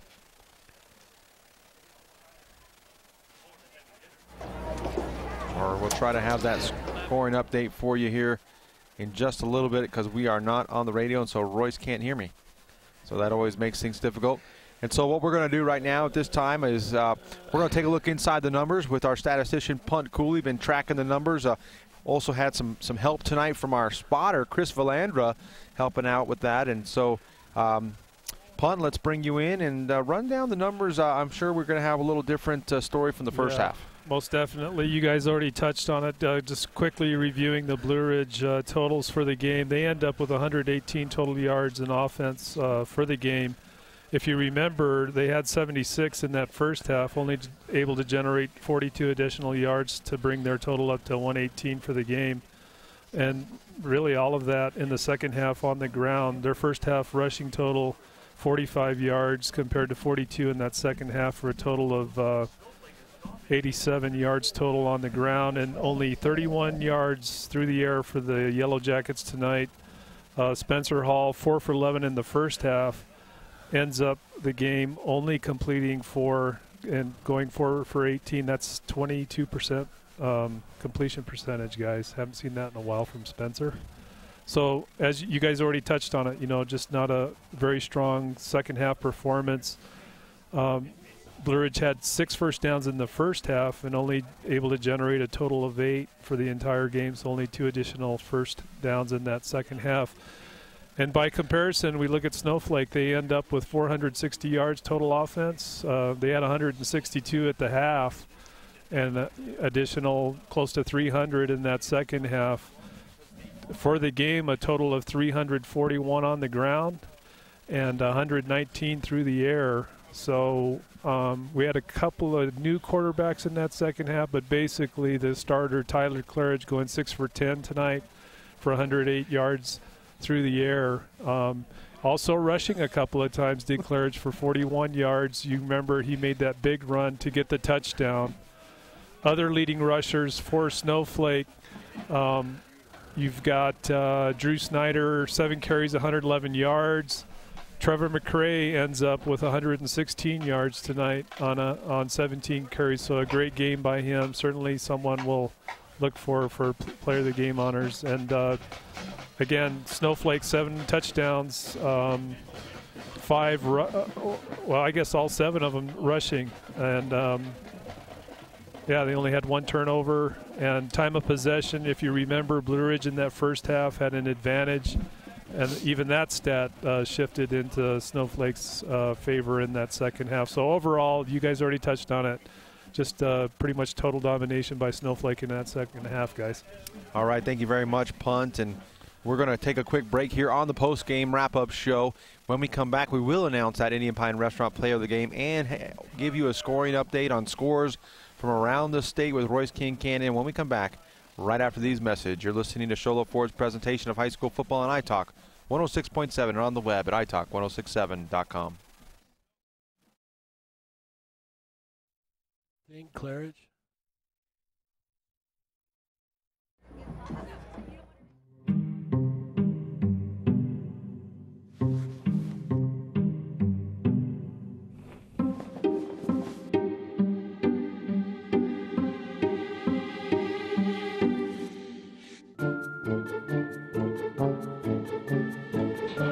The smallest moments can have the biggest impact on a child's life. Take time to be a dad today.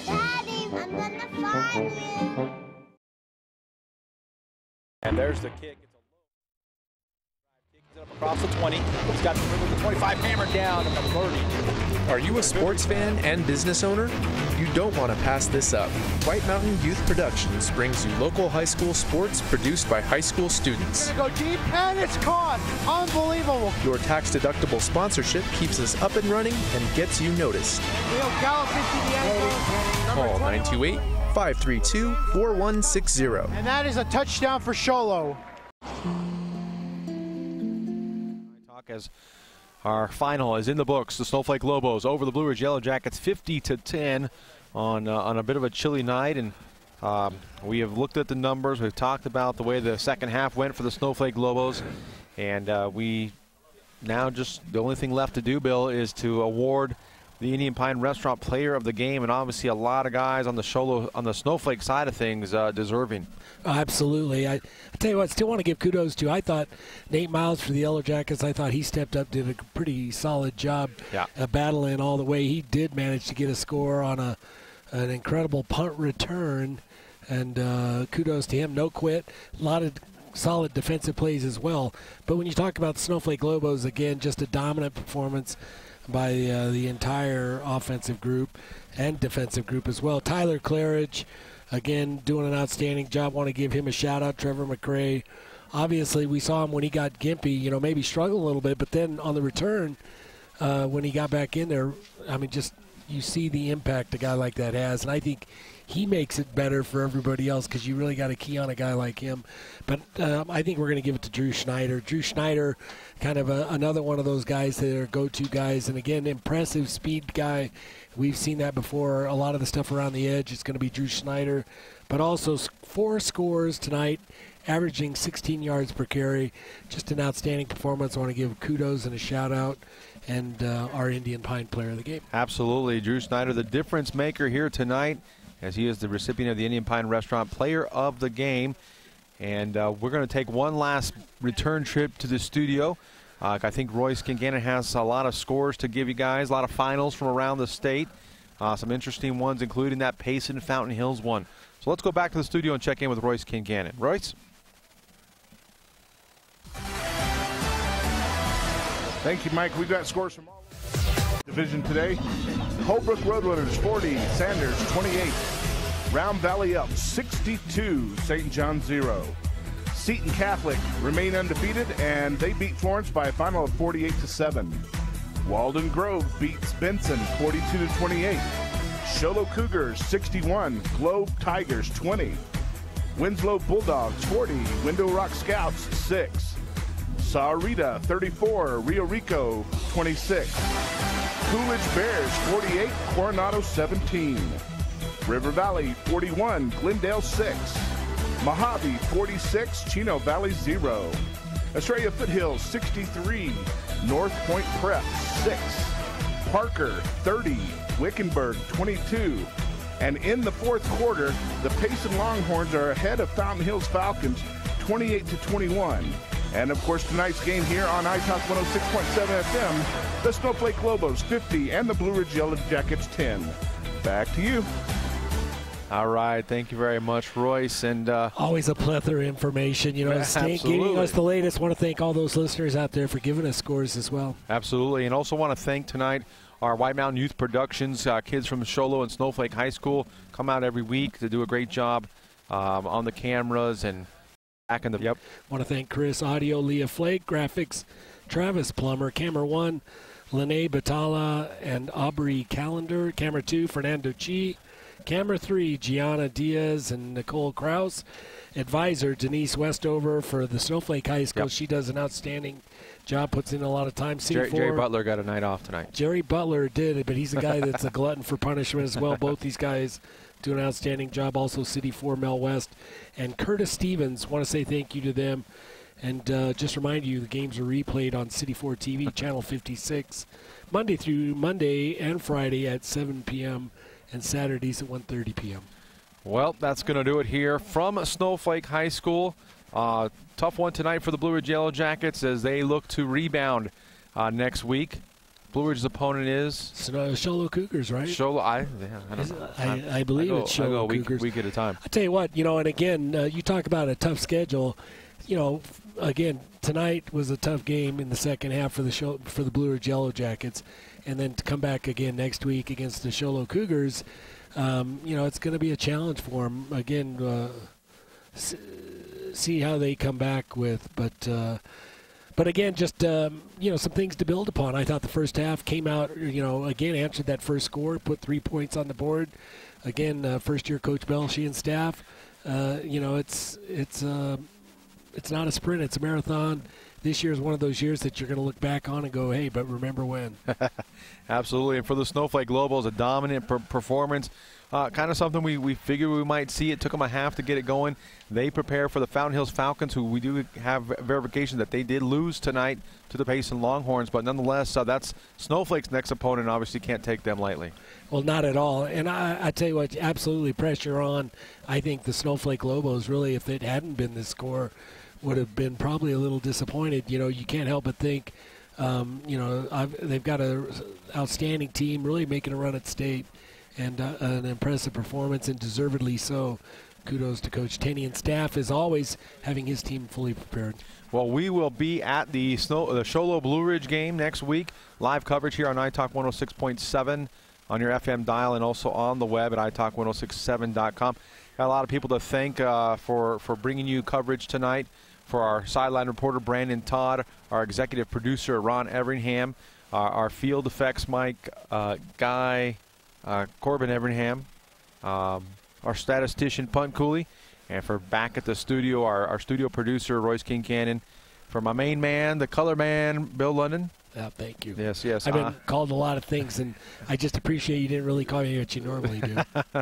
And we won't mention the 4 Big Macs things you had up here. The funny thing is they had like RE on one of them and BT on the other. So I just want to thank those guys down there for donating their second burgers. Absolutely. Well, I'm Mike Gurneal saying so long. Tonight, our final, the Snowflake Lobos 50, the Blue Ridge Yellow Jackets 10. And we'll see you guys next week right here on iTalk. Thanks a lot, Mike.